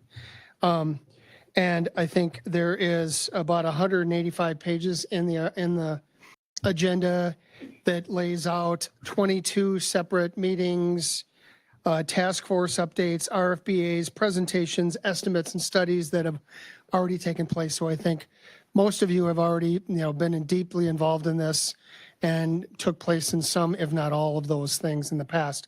But to, again, bring it back to the problem statement, when I think of these things, I think of them in terms of business cases, which is what's the problem? What are your solutions? What are or potential solutions? What is the cost benefit of each one? And, how does it all shake out? And when I keep financial score on these things, that's what I'm going to do. Because until we're done with whatever it is that we do, I want to be able to present that stuff to you and tell you what it's going to cost and, what the benefits of it are, to the best of my ability. But the problem statement, the law enforcement center was constructed 40 years ago. Can't read my writing here. And has had very few upgrades and minimal maintenance over the years. As a result, the mechanical systems are end of life. The old jail structure is still in place and the existing space needs updating. And as we know, it's currently occupied by the Winona Police Department, the sheriff and his headquarters, and the Emergency Management and Dispatch Center. That's what's currently operating in that building right now. The only updates performed in the building are the remodel to the basement and the Emergency Management and the Dispatch Center, which occurred about 2 years ago. The rest of it is pretty much the way it was built 40 years ago. Oh, excuse me, we removed the gun range many years ago. Yeah. That was a big Okay. undertaking. Okay. That was part of. And you wouldn't have that history. No, absolutely don't. And Right. when I walked through it, I got a tour about a week ago and it, part of it looks like what you'd see in Mayberry RFD from, Andy Griffith era. But that's what's going on in that building now. And I see that's the problem. So what we're talking about tonight is one of the options and one of the solutions, potential solutions to that problem, but not the only one. So, and the current status, other than what I just gave you, is we budgeted $750,000 this year for emergency repairs only to that facility. So we're not going to spend anything if nothing breaks, but it's there and it's in the budget. And we've talked and heard about the grant that the city of Winona has been awarded, which would pay for design and land acquisition related to a shared facility. And they're asking the county to decide if we want to partner with them on that. And that's part of what you're being asked to decide tonight. So I'll just step through the three potential solutions. And of course, there are infinite variations of each one of these and many that I didn't even think of and put on here. But these are the three that I think are kind of the obvious ones. So option one is what is in front of you tonight in the RFP, the request for board action, which is conduct pre-design with the city of Winona and then concurrently conduct a study of the cost to remodel the LEC, the Law Enforcement Center. So take what you learned from the pre-design and apply it to, the Law Enforcement Center and what can be done there. That's basically option one. And I give you timelines, some pros and cons, and costs. Of course, we don't know everything yet. Option two, do nothing and only fix what breaks, which is kind of where we sit right now, which is, the 750 that I mentioned, which in the budget, which we're only going to touch if something breaks. And again, timeline, costs, pros and cons to that one. And then option three, which is all in on remodeling the Law Enforcement Center as it exists. Don't participate in the pre-design. And I've given you the timeline, costs, pros and cons of that one as we know it sitting here today. So Real quick point, if anyone is following along, either in the audience or at home, we're on page 172. So what Mr. Elliott is referring to, if you're following along again, the agenda is online. I apologize. One page. No, I'm sorry, I should have Nope, it's said that in the beginning. So that brings back to the request for board action, which really is option one, asking you to discuss, approve, deny, one of those three, I guess, the pre-design phase of the joint public safety facility and the planning study with Klein McCarthy Architects. So kind of two things there, but that's what's in front of you for potential action. That's it. I want to start off by, first of all, thanking the city, the county, and all the staff who worked and have been working on this. The task force goes back, correct me if I'm wrong, Ms. Holte or Sheriff, about a year and a half. We've been having joint task force meetings. I want to thank specifically Councilmember George Borskowski, Councilmember Jeff Hyma. I want to thank County and City Administrator Chad Ubel, fellow County Commissioner Marshall Ward, Sheriff Dan Root, Police Chief Tom Williams. Aaron Lafitte has been there. I want to thank all the staff who spent a lot of time on this. This is a complicated, complex issue with all kinds of overlapping circles. So I want to thank all the staff and Ms. Lafitte for helping get us to this point. What I'd like to do is, in a minute, I'll do it now. I'd like to make a motion to proceed with option one, which is to move on to the pre-design phase and concurrently conduct a study of cost to remodel the LEC. So it'd be option one on page 172. Part of the reasons why is public service, public safety is one of the core functions of the county. All the people who spoke, I hear you, everything that you're saying, so many wonderful points, just a few of those. The 5-hour gap in between the Warming Center and the Day Center. In 2019, I worked on a handful of meetings to close the gap back then.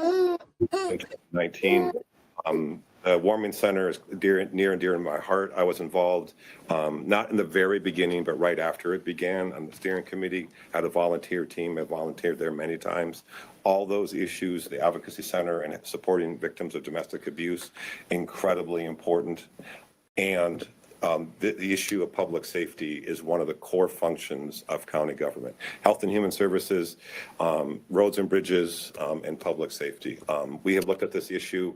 I think it would be foolish not to move to the pre-design phase because, and this is contingent upon state funding, which may or may not happen, but I think unless we try for it, it for sure won't happen. If this option were to take place, the county share would be $4.5 million. The city would also match that. But again, that's contingent upon additional state funding, which may or may not happen. But I think it's important that we try to make that happen. That's the biggest bang for the buck.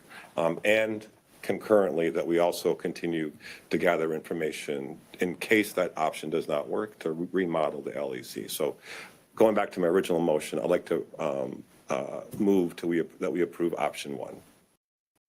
We have a motion. Do we have a second? Not yet. Maybe a little discussion. Okay. We can have a second. I think we need to have a second before we can discuss. We should have a second too. We modified our rules But that we can. But even if you second it, doesn't mean you have to vote for it. But if you Right. make a motion to do. Yeah. vote for it. Commissioner Ellison. And then Well, I just had discussion, so, discuss. yeah. Okay, you got the floor. Yeah, do we know, I've kind of advocated this from the beginning. It's always a no-cost situation. Now, for the first time, we've got a bit of a cost situation here. The study to remodel the LEC would be $100,000 or less. Is that in the budget? No. We didn't specifically budget for that, but we could take it out of that 750,000 as an emergency fund? Is that a place where we could get that money Yes, to do that? yes. Okay.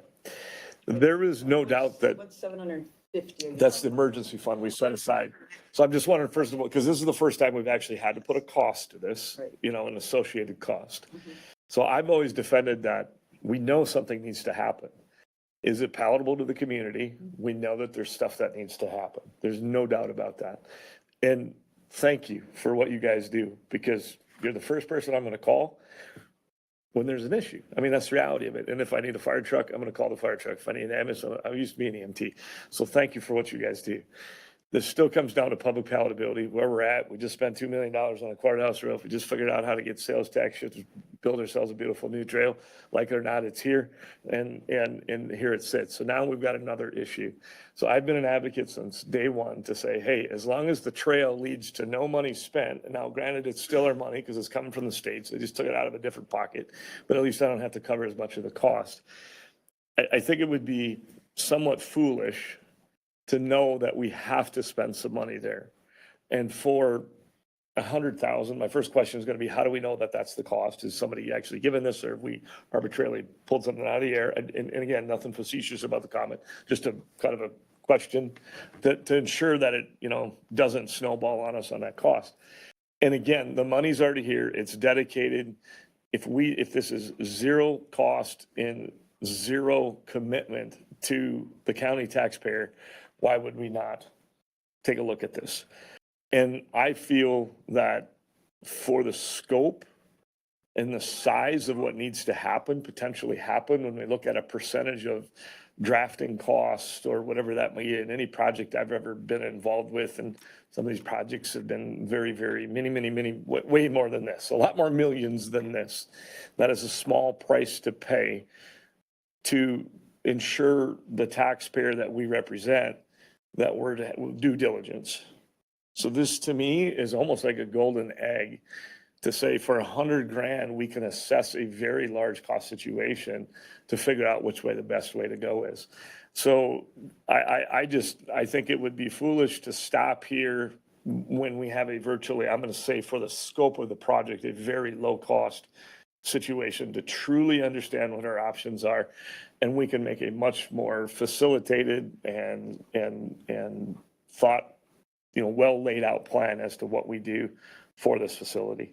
So I would support option one simply because it's virtually no cost to this right now, and we've got this opportunity. I concur with Commissioner Vagley that I'm very cautious as to what funding is going to look like through the state. The state's looking at, a pretty large deficit.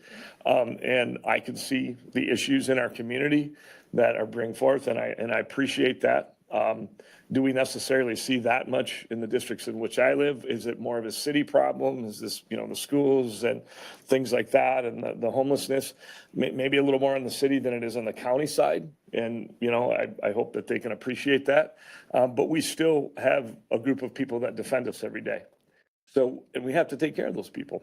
So, I'd like to move that forward as option one, just because it is a significant low cost. The only question I have is, and I've read a lot of what was in here, but where did the $100,000 mark come from? How did we get there?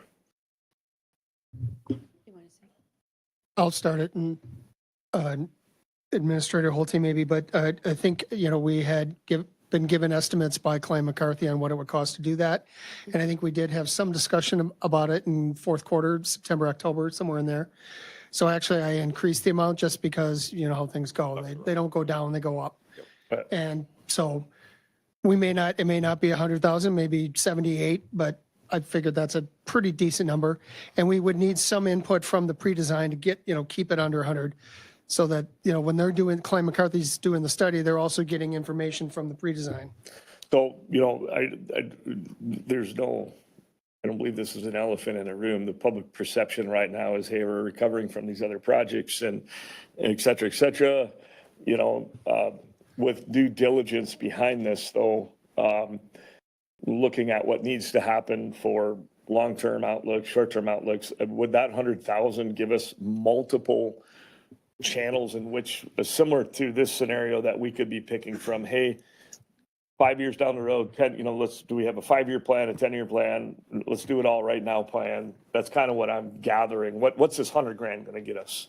So we've got confidence back to our taxpayers to say, hey, we know when this 100,000 is spent, we're going to have some very solid evidence as to what to need to happen.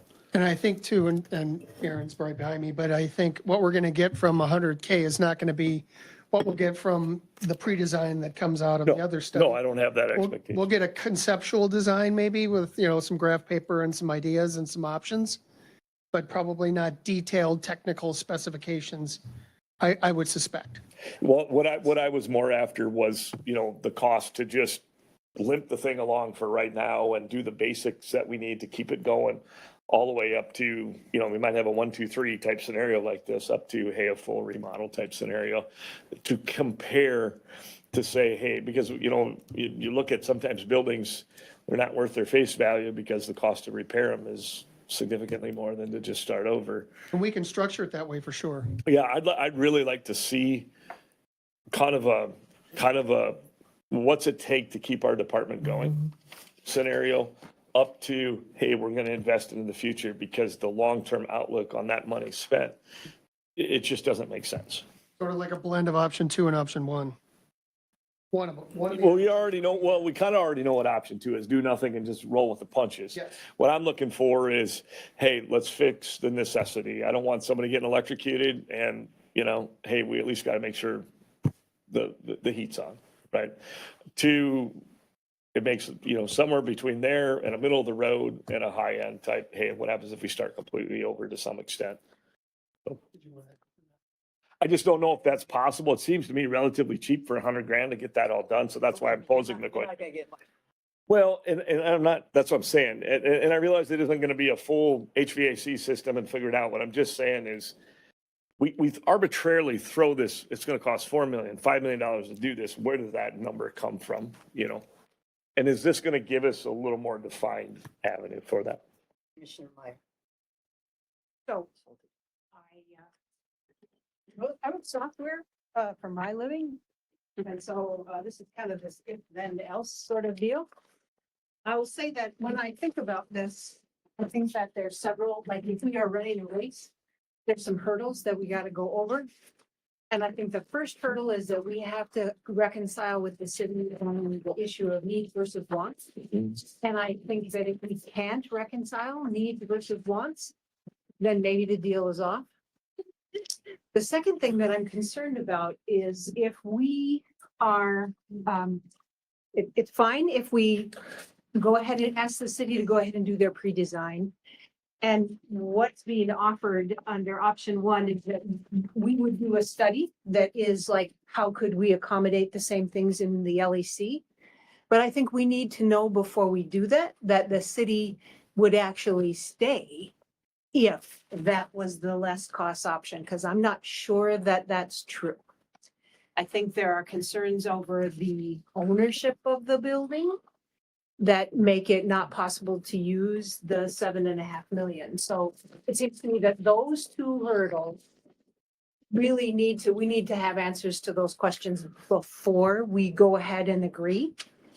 And then I think as we move on, depending on what happens, right, we compare the costs, we figure that part out. And I think that if they don't get the state money again, that's a decision point at which, we maybe are not going to go forward with the project. So I don't disagree with the potential of letting the city go ahead and do that study, but I think there need to be some additional decision points that we discuss and are clear about before we have them go ahead. Ms. Holtzy, and then Commissioners, if I may have Mr. Lafee given an overview of what the Klein-McCarthy agreement would provide for you, because that's what we had proposed previously, to give you more detail about what can we do with the building, the old LEC. So if you would, please. Yes. But I'm sorry, before you start, Klein McCarthy's predominantly in the building business. They're not in the remodeling business, are they? They always want to build something new. No, they actually do big remodeling projects also. Okay. They're doing Solvay and a few other projects in town right now. So the quote that we got from Klein McCarthy back in August 12th, 2024, it was to provide cost estimates for kind of remodeling of the building. If we do a space needs study, which we would take the information from BKV study for the Pro Build lot and see if that that footprint would fit into the LEC and if we would need any expansions of the building. It would also meet with a group to see for the space needs, but also determine all the scope of repairs that we talked about, the boilers, the HVAC system, the plumbing. They would go through, look at all of that, and then kind of give us a, I'm going to call it a ballpark figure, because until you start doing big specs, but they're going to know what size boilers and everything else that they're going to need. That was kind of, at that point, it was $37,750 for that. But you can, if you need more information, that it keeps going up from there, and that's kind of where the 100,000 is. Because this was just kind of more of a space needs, and they're going to look at the building and say, we need to do this, this, and this, and kind of, I don't want to say draw it on a napkin, but that's the kind of, what we're going to get out of that. They have building calculators to tell you exactly how much per square foot. Commissioner Olson. I just wanted to go back a little bit. During our consent agenda, we approved at least 10 items that were grants that had to go to a specific thing. So the city has this money that has to go towards this specific thing. We cannot change what the city can do with it. The city may be able to, but we can't. So I just wanted to clarify that. As far as to your motion, the $100,000, I think I talked to Maureen every morning, almost. I talked to the mayor over the weekend. I talked to a city council person. I see my city council person is right here. I don't think the city has any intention of staying in the LEC. Their fallback is going to probably be the new fire station. I've heard that.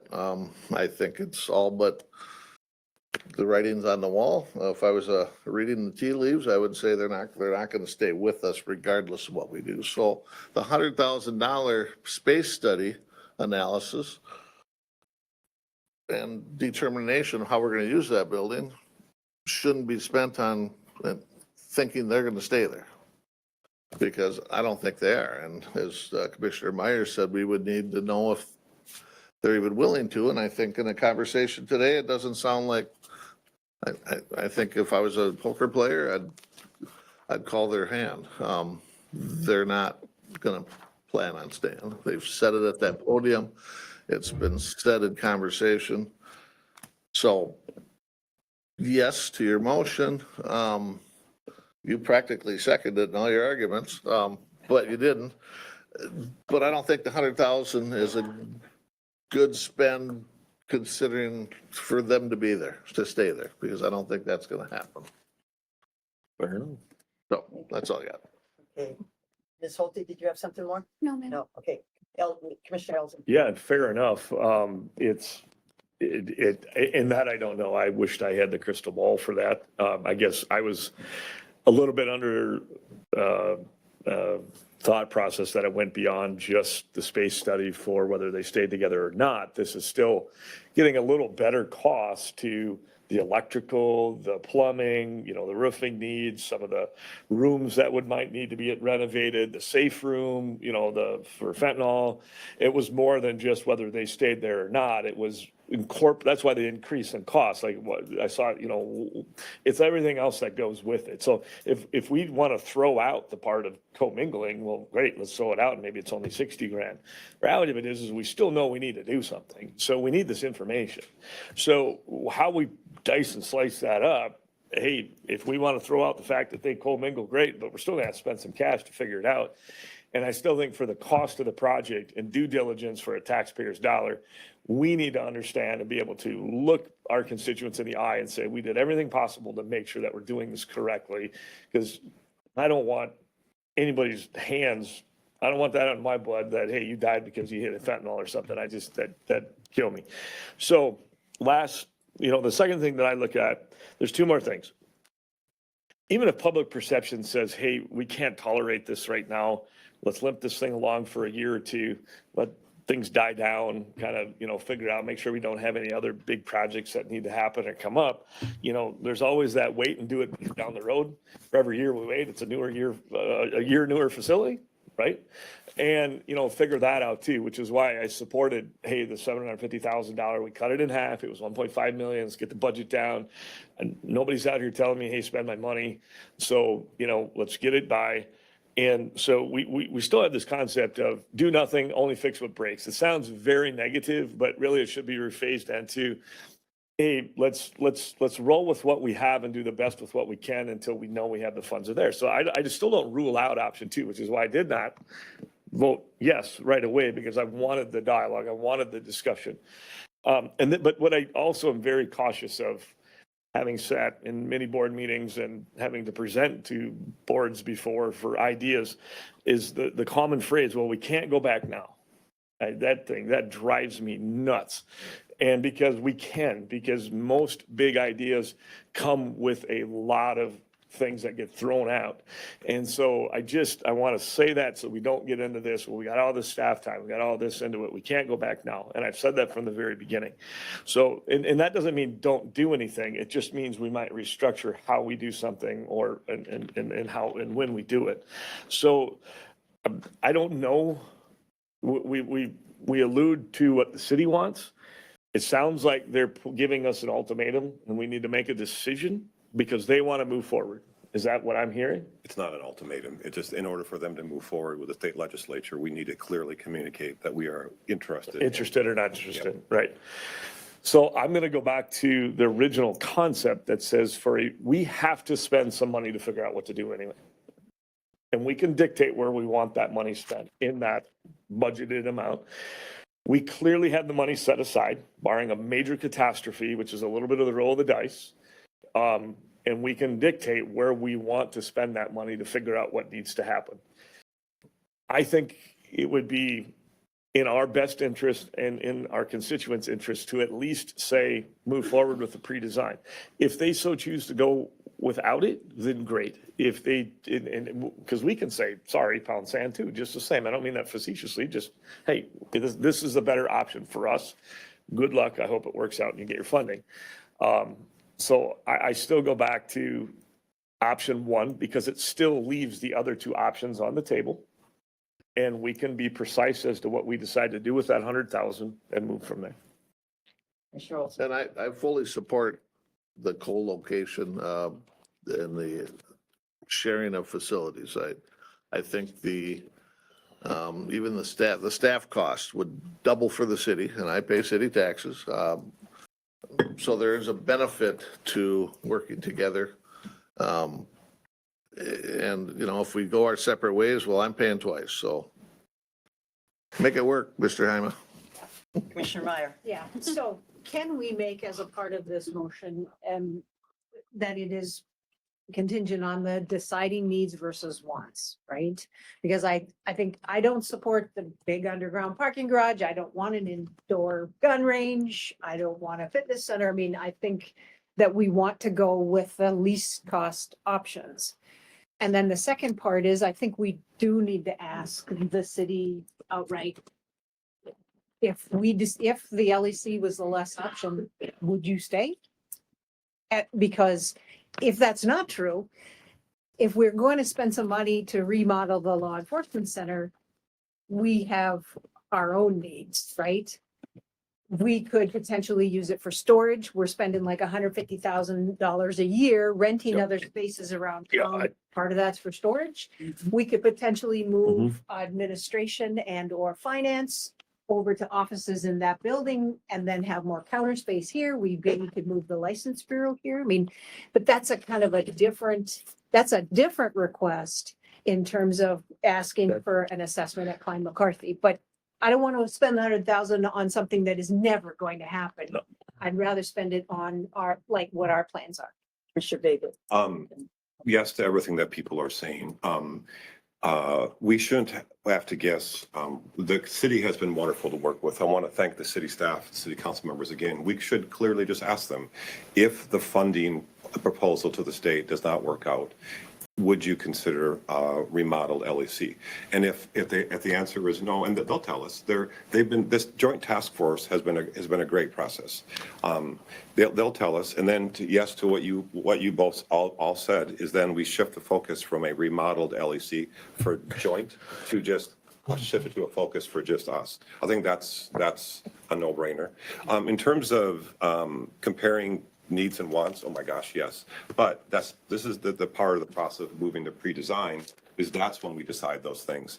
If we vote in favor of this, it commits us to nothing. Speaking for myself as well, no underground range, no, all those things. We're not committed to any of that. That actually comes up in our last joint task force meeting.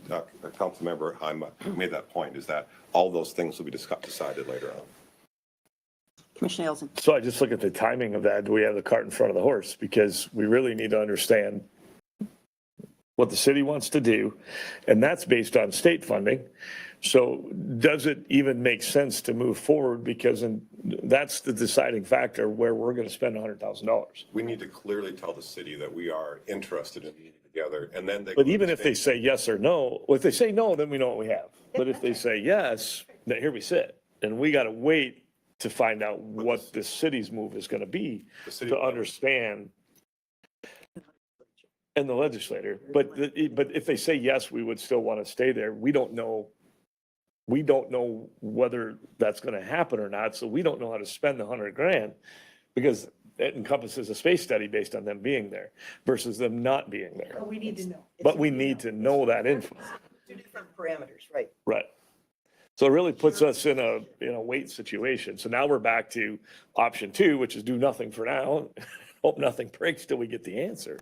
No, I'm Commissioner Vaguely. Yeah, I think Commissioner Vaguely. I think it's incredibly important that we do something, because we need to give the city clarity so they can attempt to go with the option to the pre-design for the pro-build site.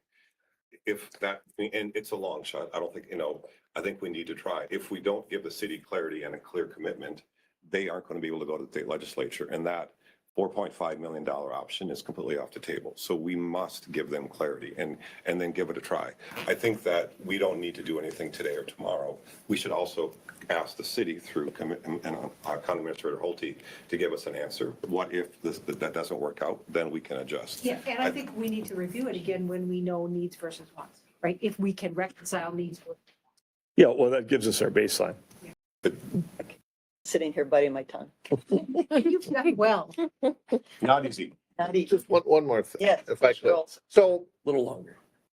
you made a motion We don't have a second. to include, I know, but to include the 100,000. But it doesn't make sense to spend 100,000 to do a analysis of the facility. If they're not going to stay, that money might be better spent to look at a reuse for other offices. So, So we don't have a second. We don't have right, a second. we don't have a That- second. So That's the I'll cart of the declare that horse. well, unless somebody wants a second, the Well, let me- motion fails. Can I do, so We still need that. the motion, we need a motion and a second to get on the table to vote, yes. Yeah, Is that the but it current? can't die without a second. The option says, option 1, the study to remodel the LEC would be 100,000 or less. We can make that clear in the meeting minutes that we will do nothing until we find out about the Yeah. state option. Yes, No, that's what. but when you say state option, no, I'm saying needs versus wants, and will they stay if the LEC is the lower cost? But yes, Those two questions. The state, getting state bonding, that's a third.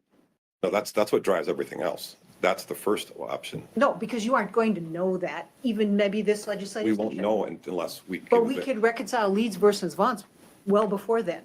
And through we the- can get an answer as to whether they would stay well through the- before Through then. the pre-design process. Commissioner Ward, I'd like to hear your thoughts. Yeah, well, hell no. Very simple and concise. Commissioner Olson brings up a very valid point. Who do I represent? I represent my district. What benefit? I have a very hard time telling my rural constituents to build a new Winona police and sheriff commingled resources. I think they should stay together, but there is no good answer for it for my rural constituents. My rural constituents would probably prefer to see a patrol car out in the area, because if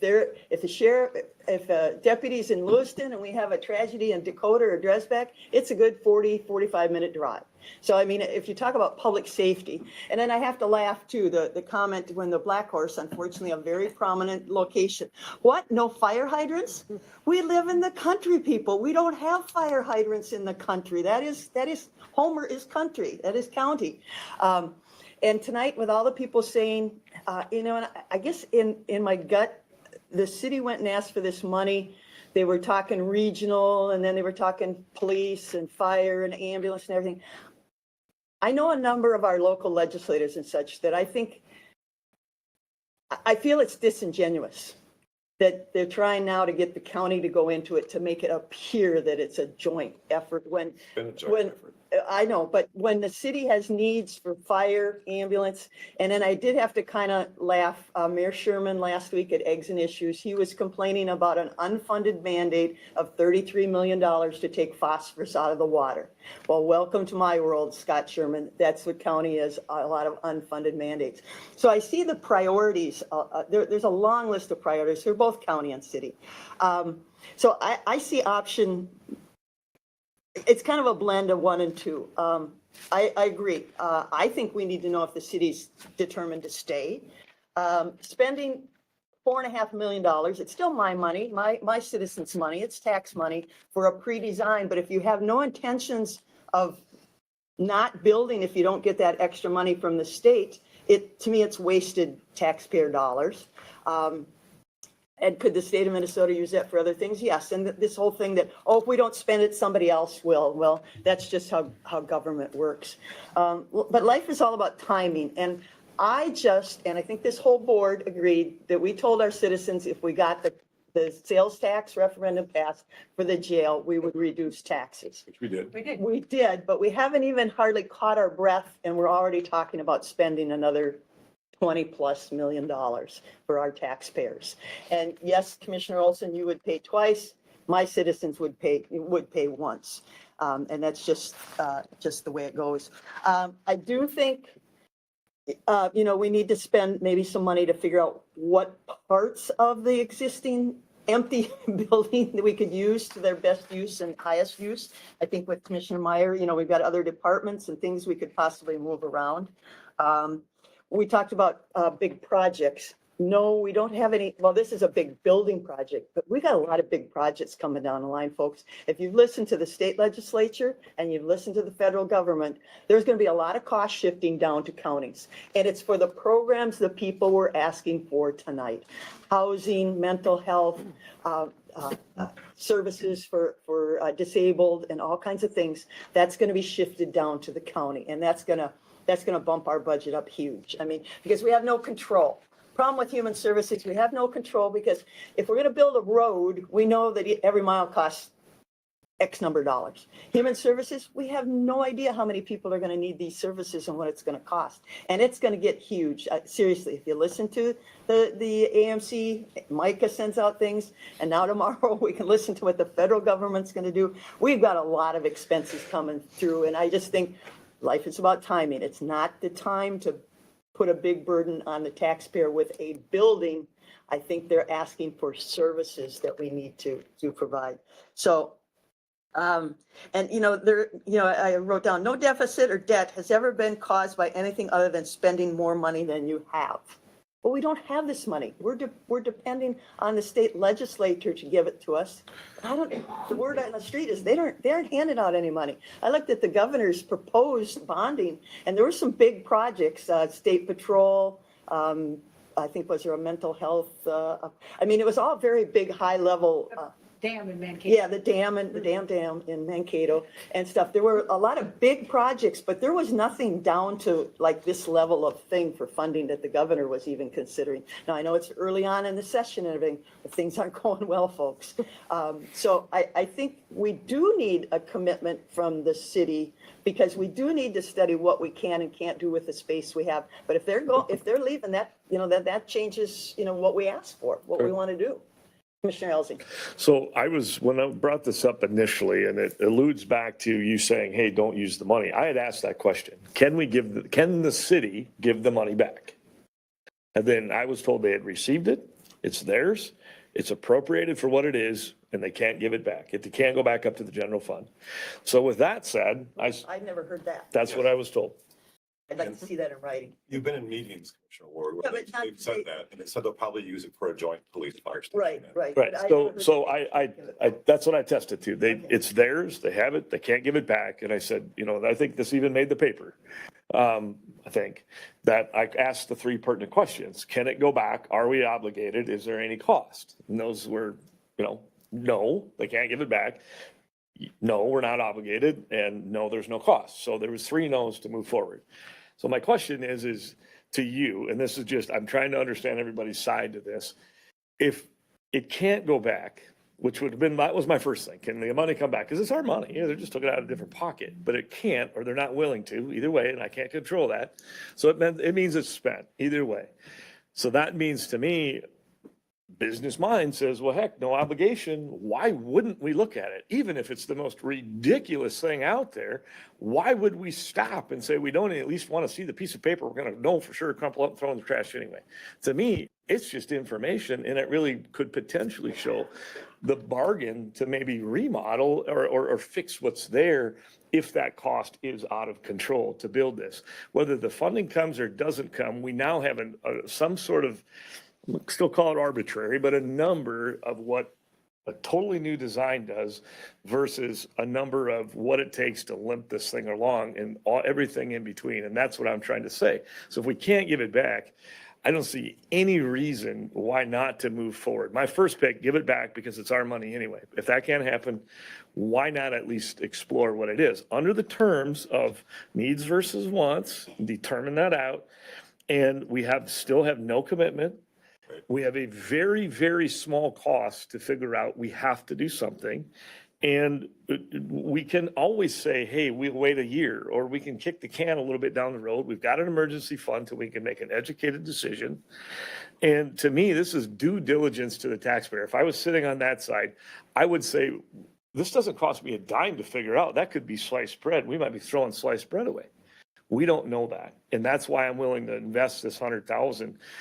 We have a little bit of a cart of a horse situation because we don't know what the city's going to say, and we're expecting some funding. And maybe there's a way that we can get creative where we can segregate that out, or maybe part of that money says, hey, here's an option if they stay, here's an option if they don't. I don't know. I don't know the ins and outs. I'm not an architect. Ask me something about agriculture. I probably have an answer, right or wrong. So that's where I think I would start. And so my question, Commissioner Ward, to you is, if there's no cost, we can't give the money back, or they can't give the money back, and even if they could, it's not at our discretion. My question to you is what's stopping us from at least saying, hey, show us the numbers on a pre-design? Well, what's the timeline? If you do this pre-design and everything, and we've already said, we don't think legislative money is coming this session, will it come next session? It doesn't look, is it 2-3 years down the road? So we ride on option 2. Well, so then that pro-built design is, it'd be 4 or 5 times. And so be it. There's no cost to us. Well, I guess I don't see it that way. I still feel it's taxpayer dollars. There is a cost. It's not, it came out of my pocket one way or the other. But there's no way to give it. That's what I'm asking. There's no way to get it back. I think the city, in my opinion, the city's got bigger problems than just the police. They're talking fire, emergency management, and they've got this phosphorus thing. And I don't know if it could be used for that or anything. But I just think their scope of projects is broad and needed. I just don't feel that we can dictate what the city does. So we have to look at it in our. I think we need, personally, I think we need to look at it for the context in which it is, and we can't dictate them any more than they can dictate us. The context of the situation is whether it ends up into a children's playground. If they choose, if they can legally do that with the money, they're going to do it. What they're just simply asking us is, are you willing to take a look at this with us? And if it doesn't work, we have zero obligation. And they could go build a children's playground. Well, they just were waiting on us going, are you willing to at least take a look at it or not? And we're kind of asking them, well, if it doesn't work out, are you willing to join with us or not? And because we know we have to do something. So there's zero obligation, zero cost. The money's not going back. I highly doubt you're going to give it back. Maybe you legally can't. I don't know. What would you put as a timeline to know if you're going to build? Because putting plans on the shelf, they're short-lived, the cost. Great point. So so what happens in the meantime is we ride on option 2, do nothing and fix only what breaks, and we set aside the money for that. And if that timeline keeps dragging out, let's just say 6 months from now, it just doesn't look like this thing is inevitable. We just move on and we take the money that we spent, that $100,000, we've got an idea of what it takes, and we start making decisions on that. There's no obligatory timeline other than what the city wants to do.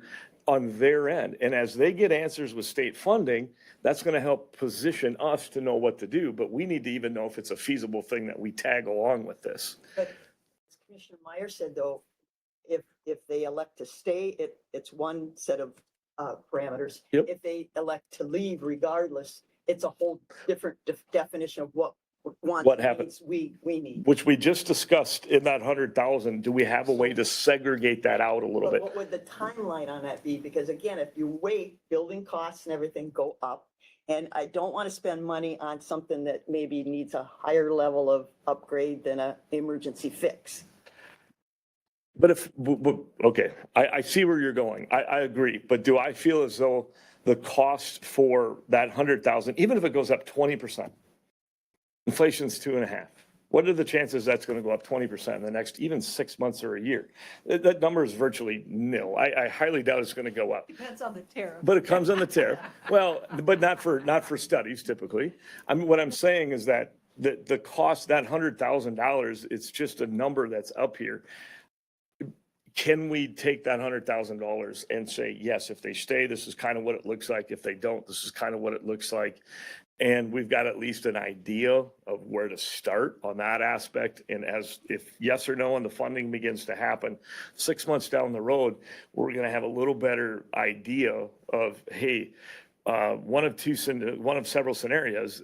Doesn't look like the funding's going to come through. This is probably going to be off the table. We can begin to make decisions as to, hey, city, you're going to be here or not be here with us. And we've got two sets of kind of blueprints, as you might want to call them, that we can begin to gauge decisions off from what needs to happen to this facility. The other side could be the state funding starts to happen, all this comes through, the pre-design comes back, and that might look like an absolute horrible deal for us. And we say, you know what, we're going to stay back over here. Right now, with what I'm hearing, Commissioner Ward, is that there's no defined plan in your system because we can't really move forward with anything.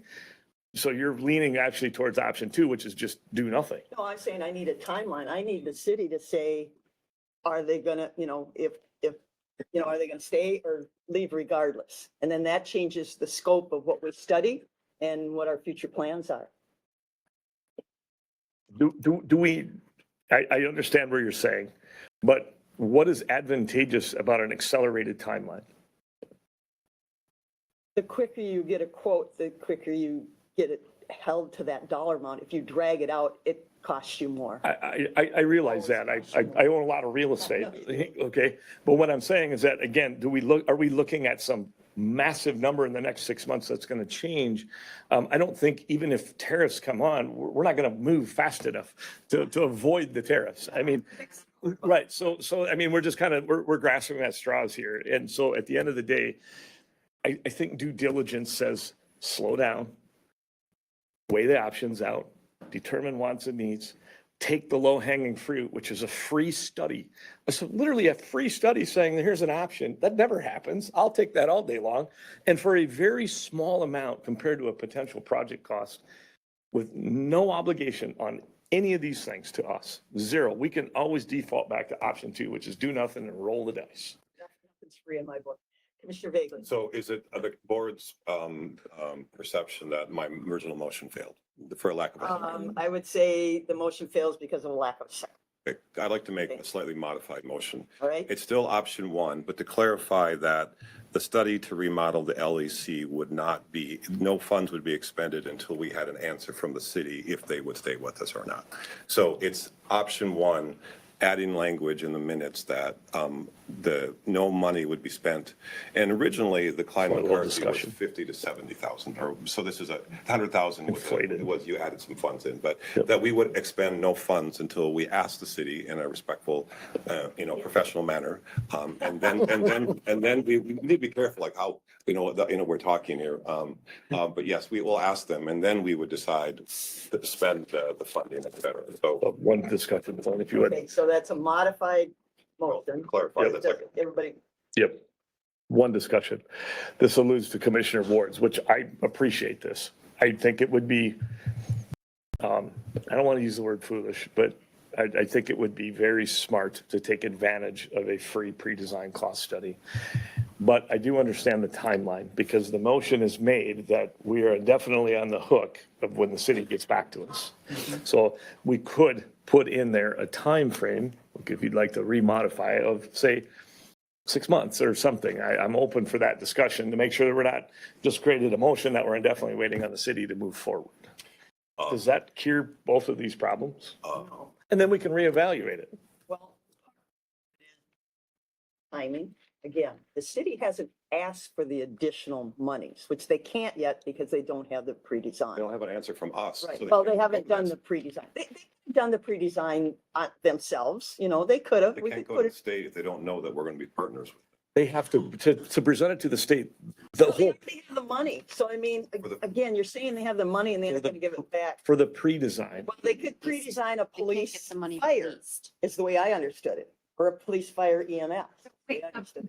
Could you, Yeah, So the issue is that the city cannot request to have the release of the funds until they have the agreement that we're going to partner on the pre-design.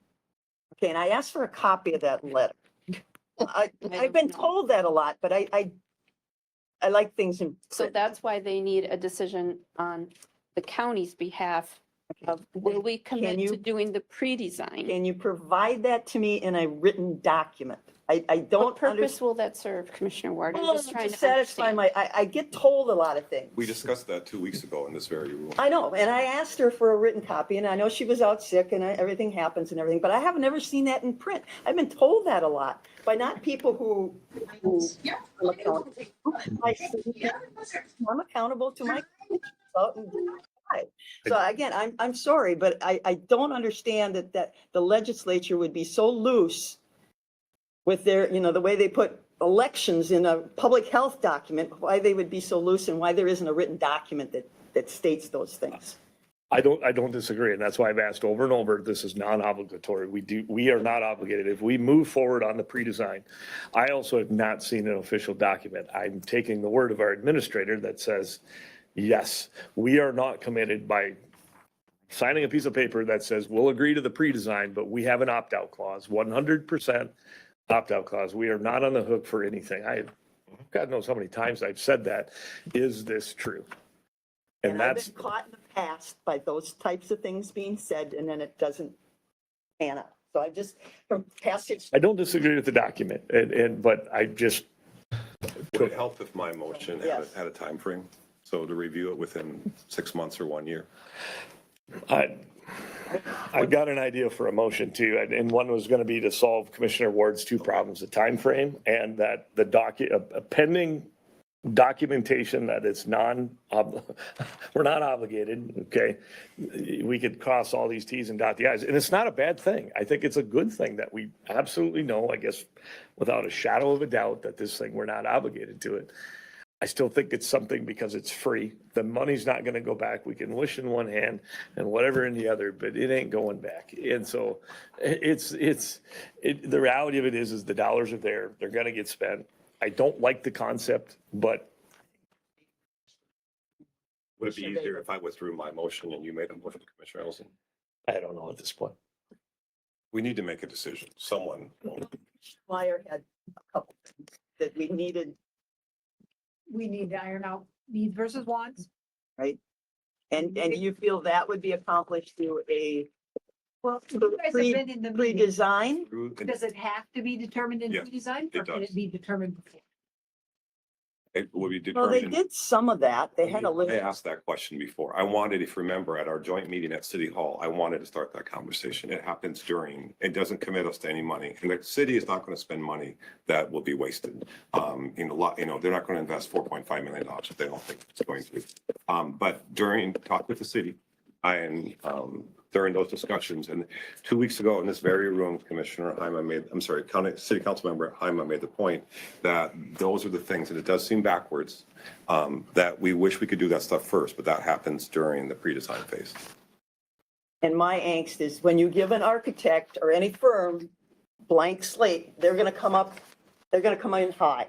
And to get it down to where you get comfortable with it is a monumental task. And so I say, if I was gonna build a house, I want $1 million house. I don't want you to come back and show me a $2 million plan. So you have said several times that $4.5 million, and I've heard that said before, but in those documents, if you look at that, that is, they said, well, we're just, for example purposes, we're gonna take 22 million. That isn't what the estimate is, and we don't know what the pre-design will come in at. So we don't know that it's 4.5, and I agree with you that we can't make a decision about what to do unless we have two things to compare to. But I think that's the right way to do it, is to make that comparison. But I understand what Commissioner Olson is saying. If the city was never gonna stay anyway, if they don't get a new building, then there's really not much point. And if I may, agreed. I think if we can take the 100 grand and kind of give us two little synopsises in there that says if you do stay and don't stay, because update electrical panels probably going to happen whether you stay or don't. Update the HVAC, we got a certain amount of square footage, we got to heat and cool, right? I mean, the interior walls and what happens in there might change a little bit, but I think if we can get just a better idea of what that's going to be, and then at least we've got a comparative idea to what this is going to be. And it's a no-cost situation on this side. It's a smart business decision to get basically you're getting a free look, Do I like the state money spent? No, but I don't think we're going to be able to do anything about it. So Can we actually do them concurrently, or do we need the pre-design that the city does to get to a certain phase before we can take the same parameters and ask for Clyde McCarthy to do an estimate for us? I'm not sure. I think we can do them concurrently. Yeah, I don't see why we couldn't. It's if they stay and if they don't stay. I mean, it's two we don't need the entire pre-design though, do we? Because Parts of it, yeah. know what you're Well, quoting. to me, it's dependent if they stay or if they don't stay. It's two totally different Klein McCarthy requests. I'm with you on that. I think. Yeah. Commissioner Olson's trying All to five of combine- us are. Okay, so We are. so you're not gonna spend any money. Let me state this again. I'm asking if the $100,000 can give some sort of representative analysis of both the situations in the existing facility. It covers both of the topics. If they stay or don't stay, either way, we've got some sort of analysis that says this may be the cost if they decide to stay. This may be the cost if they don't decide to stay. It's a generalization of the two, meaning that the time frame, it might cost us a little more to do that, but it also accelerates, to your point, the process that we can't control, which is the state funding side. And if that looks like it isn't going to work, now we at least have some numbers on this one. It's a whole other- It does seem to me that we don't have the parameters to do the concurrent study at the LEC. We don't know needs versus wants. And that would have to be worked into that motion that Commissioner Vagley had. Yeah. I'm going to trust my mayor and city council to know that they heard the public speak tonight. They know what the sentiment is. They're going to make a smart decision, and I think we all agree that the smart decision is us working together. And to argue back and forth over timing is kind of ridiculous. I think we can move ahead with the agreement, but we can't figure out the 100,000 or when that I should be didn't hear spent. anybody in the audience tell me to build, baby, build. No, but we need to, but we have It's just giving billions us, of dollars of work that have to be done at our existing LEC. And I would like to minimize the amount of money that's spent on this because I do have other priorities, which are the services that those folks have talked about. Well, and I So think I, the phase. in my mind, the only way the joint project works is if they get the state funding and if somehow it ends up being a less cost. or very similar. So I have a question for Ms. Holte. I asked today, I said, what joint powers agreement are we under with the city on them staying there? And you said, we're working on one.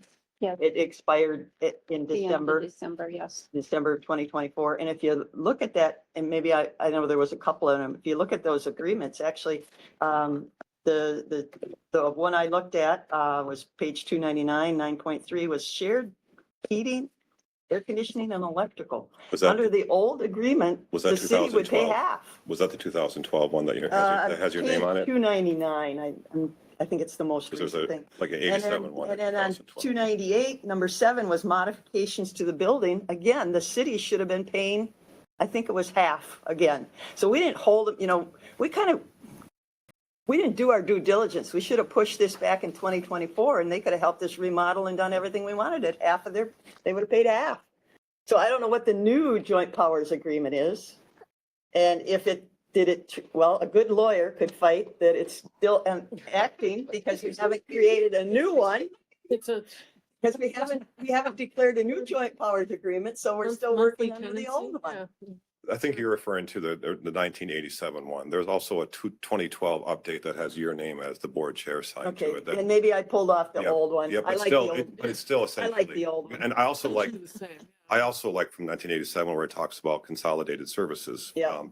Those things that have kind of happened, but there's lots of room. And that's one of the things I like about working together is to consolidate services and save money that way. Because of operational So, Could someone make a motion? So I just got a quick question. Yes. So what, I feel like we're kind of on the same page, but I'm still trying to understand what your concern is. The true concern, because we can get past the time thing. We could cancel anytime we want and let's start building, let's remodel. What is the true concern? See, I don't see it as free money. There is no government free money. It came from somebody and such. And I don't really understand that they can't give it back. And that I think it was, I hate to say this, I think it was a little disingenuous. They talked about regional, and I've explained this. To me, as a county commissioner, regional is multi-county. It's not a city and a county. I mean, that's Okay. just my definition of regional.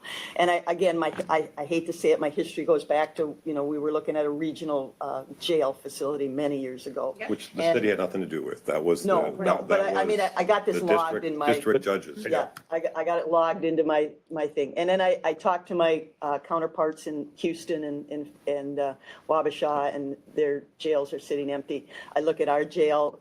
Somebody asked if the people would have to move out, and I think I said, well, my jail's only half full, so I got space. I could probably move an office or two into part of it. I mean, it's seriously. And again, I have not had a constituent ask me for, to do this, to spend more money. I gave my word I would try to keep, the taxes down. And like I said, there are so many other big things looming out there that I think we can make what we have work. I don't deny it needs some remodeling, but I think it can go in phases and, minimalize it and still make it a functioning, facility. I don't see it as being something that we have to tear down and rebuild. So I'm sorry, I drove around, and doesn't the building share a wall with the Engrave remodeling? Is that a shared wall or is that separate walls? I don't know if it's shared. I don't know. Two different drawings about how to fit. Yeah, I just didn't know if that's a shared wall, because you know how old buildings were built, they shared walls. I believe it is. Yeah, so I don't know what you would impact, an existing business owner too. And it seems like that's such a small little footprint, which we want. But then here, a couple of weeks ago, we were looking at a property over here. So, I mean, they talk about parking and expansion and needing this and that. And why are we trying to put ourselves in a little confined area? If you're gonna go for it. But again, I'm not for going for it. I don't disagree. I'm not advocating for a new deal. I honestly cannot understand the rationale. If you're concerned about the tax, well, I'm being serious. I'm concerned about the taxpayer. What you're literally saying is that I want to put all the risk on the local taxpayer. And we find out that the amount to remodel this to get it to where it needs to be is more than what it would have been to go to a shared system through the state. You're actually taking the risk out of it by doing this and making the better decision of the two when faced versus just shutting the door on one and saying, no, we're going to take all this on ourselves. It's literally the opposite of what we just did in the referendum. We said, let's use outside people's money to help pay for something. We're looking at outside people's money to try to pay for something interior, and we're asking more of a collective person. Now, I hate the whole state fund and county fund and co-match and create a whole new thing. Don't get me wrong. There are certain things that we don't want, but the reality of it is this, we have the opportunity to do it. So we are literally saying, hey, if it doesn't work with other people's money, including our own, which would lessen the cost potentially, or it may not be the way to go. Fine, we can it. We don't do it. And then we go back to what you said. This is just a comparison aspect that says if it is better for our constituents to use not only our own money, but other people's money too to build this, why wouldn't they take that deal? Versus just slamming the door on that and saying, nope, the only way to do this is we fund it ourselves. I just don't see the rationale in it. We're literally doing exactly what we did with the referendum. Instead of tourism, we're just using other taxpayers' money to come in and do this. And if it doesn't work, we just walk away from it. We don't have to do anything. I guess my gut tells me the state isn't gonna give us any more money, so I find. And if it doesn't happen, great, then we walk away from But it. you're trying to spend 100, again, you're advocating spending up to 100,000. We have to do that anyway. No, it's not that much though. If they decide to leave, it's a different set of plans. And if they decide to stay, it's a different set of plans. So, maybe I have Penny, pound for it. And I brought this up at the very thing. For the small amount of cost this is, Go ahead. I mean, if you want to vote, for the small amount of cost this is, I think this is a good thing to have that for the very little cost. The only reason why we're doing that is because you brought up time. You want to accelerate it. Well, yeah, I want to know because, yeah. Right. So that's why I said, okay, it's going to cost us a little bit to You don't know. want to waste money on emergency fixes if it's something we're going to keep. Is possibly not enough to convince Commissioner Lee. Pardon me? I think that alone, adding a time frame is not enough. No, I just, again, So did my second amended motion also fail, or was there a second? what was The second motion is option one. I started to make notes as to what it was, but I got So we're on page 178, right? I have to go backwards. 178 or two. 172, I have to go back. 172. So option We one. get to your roof, Karn. I looked, okay, I won't even. No, it's your. I'm ready for the roof. No, it's your. Right. Okay, I love the courthouse, So on 172, it's option one with the addition of option one with the addition of the $100,000 would not be spent on any plans until we knew the answer from the city. Would they stay with us, or would we look at just a county remodel, or would it be a county city remodel? Is that clear? Yeah, but it sounds also like we would have to have enough pre-design to have needs versus wants. Yes. So, And a timeline. Yep. okay, and a timeline. My timeline. And I can What's still the vote. I timeline? can still. What is the timeline? No, I'm really asking, what's the time? I mean, realistically, yeah. We'll revisit in 6 months or 9. Well, the legislation ends in May, isn't it? By end of May. 9 to 12 months. Let's That's what it review says. That's what it in says. July. Let's review in July. Yep. The session will be over. Because he just. We'll probably have a special session. Maybe. If they ever go into session. The session. Yeah. That's right. So and adding another part to the motion that will review it in July. Review. Is that a second? You got it? Is that a second? I'll second it. All right. Okay, am I gonna try and restate that? Option one. With not the caveat of not spending any remodel LEC money until. We have an answer to the question. Will the city? Is the. Say is if we opt the LEC remodel If it- and yep. that we will review in July. And it has Needs the versus condition of the documentation of obligation is proven. That's what I had written down. What? What's that?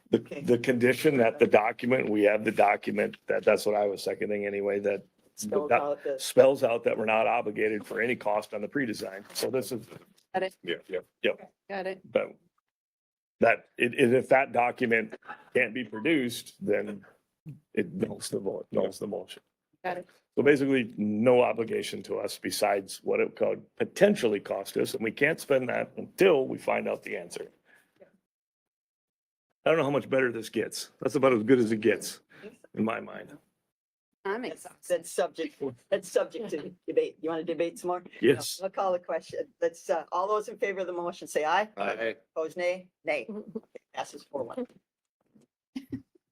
Thank you. Now, Maureen, do you know what Ms. Holte, do you know what you're doing for us?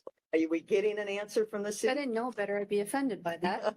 Well, I know it's very Yes, complicated. I have it written down. I Okay, got it. you got it. Do we, I'm fine going out. Should we take a break, 5-minute break? We before could take a 5-minute Yeah. break. I'm fine either way. Cold and wet to drink. Dave, you might want to take a break. Yeah, I gotta get to the, I apologize, the right page. 55. Oh, you have to go like that. Yeah, I gotta. Yeah. Can't they put Adobe on your machine? I don't know how to do You that. can do find 355. Yeah, there's a I- little This button is right Apple. over there. Yeah, on but this is Adobe. You just Apple. type that. Oh. No, you can get Control Adobe F for or Mac. something or something. I don't know. Mm. Mark, I blame Mark Anderson. He was the Apple. Okay. Oh, I'm sorry. I'm on the wrong page. 355? Yes. Okay, Dave, take it away, Dave. All right, Thank you for being here.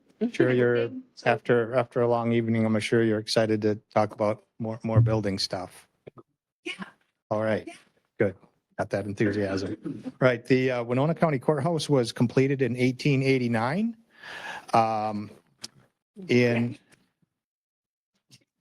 Sorry. And why did they Sorry. put it in- Where did they add it into history? Where did they? It should be in Winona. It should be in Lewiston. It's supposed to be centrally located. That's got started.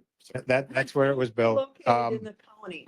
So in 1999, the previous slate roof was replaced. We've discussed the problems with the current slate roof.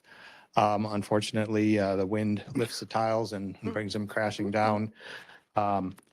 So between Aaron Lafee and myself, mostly Aaron, started working on trying to sort out solutions, talking with different contractors. Some of them have been difficult to get some follow through on. I would say the one contractor that we've had very good luck with when we've asked questions and they provided information has been the Garland Company. Brian Merle with the Garland Company prepared the presentation that was just completed over the weekend and was put into your packet, into the board packet uploaded. And I printed an excerpt of that has kind of some of the comparison things and some of the pictures and distributed that. But before I talk about that, I also want to just kind of point out another aspect of the courthouse is that it's on the National Register of Historic Places. This was the first Minnesota courthouse on the National Register. And it's one of 2 courthouses in the state that is listed as a historic place in the Minnesota Historic Sites Act, which is in the statutes, chapter 138. Grant, may I also add that the courthouse is also the longest running continuously operating courthouse west of the Mississippi in the United States. So there. All right, You had that that's, skip though when it flooded.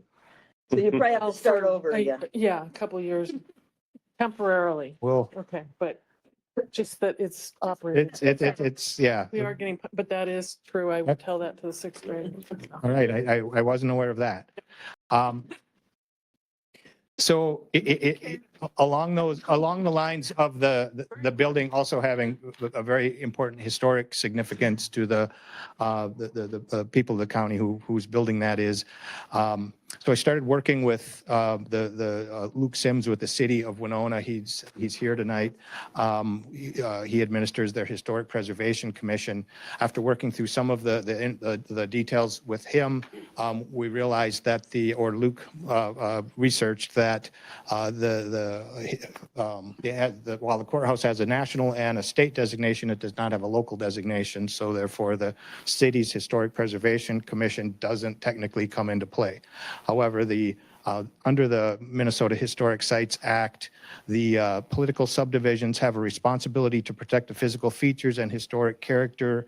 And there's also a requirement to consult with the State Historic Preservation Office, which commonly referred to as SHPO or State Historic Preservation Office is within the State Department of Administration. So it's kind of a state agency function.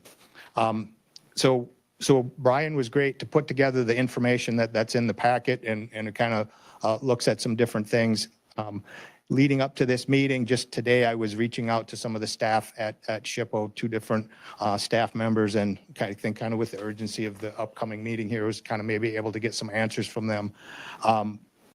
One of the main recommendations in that study is a standing seam metal roof, and what their statement is from the SHPO staff is a standing seam metal roof would not be a compatible replacement material for historic slate, and installing a standing seam metal roof would adversely affect the historic property.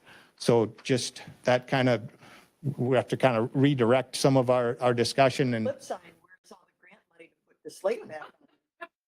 Did you ask that question? I will.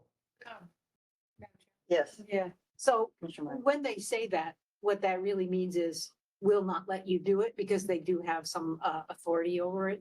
Because it's on the National Historic Register and the State Historic. That's my understanding, yes. I mean, if the work were to take place without having the review from them and essentially, I believe it would not be lawful. That's my What's understanding. the penalty? I mean, I don't want to find out. I guess if you want to push the issue with them, I mean, if that's the direction, we can do that. But I don't want to, at this point. No, but what's the consequences of a no? No, I don't know. I mean, I'm asking. I don't know either. Okay, so, Take you off the registry. yeah, Commissioner Bagley. On page 401, in our agenda packet, it shows the Freeborn County Courthouse. Yes, and they have the standing, it looks like, correct me if I'm wrong, that's standing seam metal. Now, what I don't know is Freeborn, is it historical? It looks like it should be historical. That's another beautiful. Yeah. So if you look at those pictures, there's flat roofs on those that there's towers that were removed. So I believe their building may no longer be eligible for historic status because of that, or even though it's an old building. So with that, I'd like to have Brian come up and do his presentation. Heidi, if you're awake, if you could pull up the slideshow. Yes, Commissioner Meyer. Okay, so I'm trying to think back to the meeting that we had where we discussed the liability of the installer. Yes. And so we pursued that, and I think the liability was for, well, it was like 8 years or whatever. And The statute of limitations is you mean passed, so what? of course, We want. Both the contractor and the designer, the statute of limitations has passed, and since an action was not started prior to that, we have no recourse to go after them.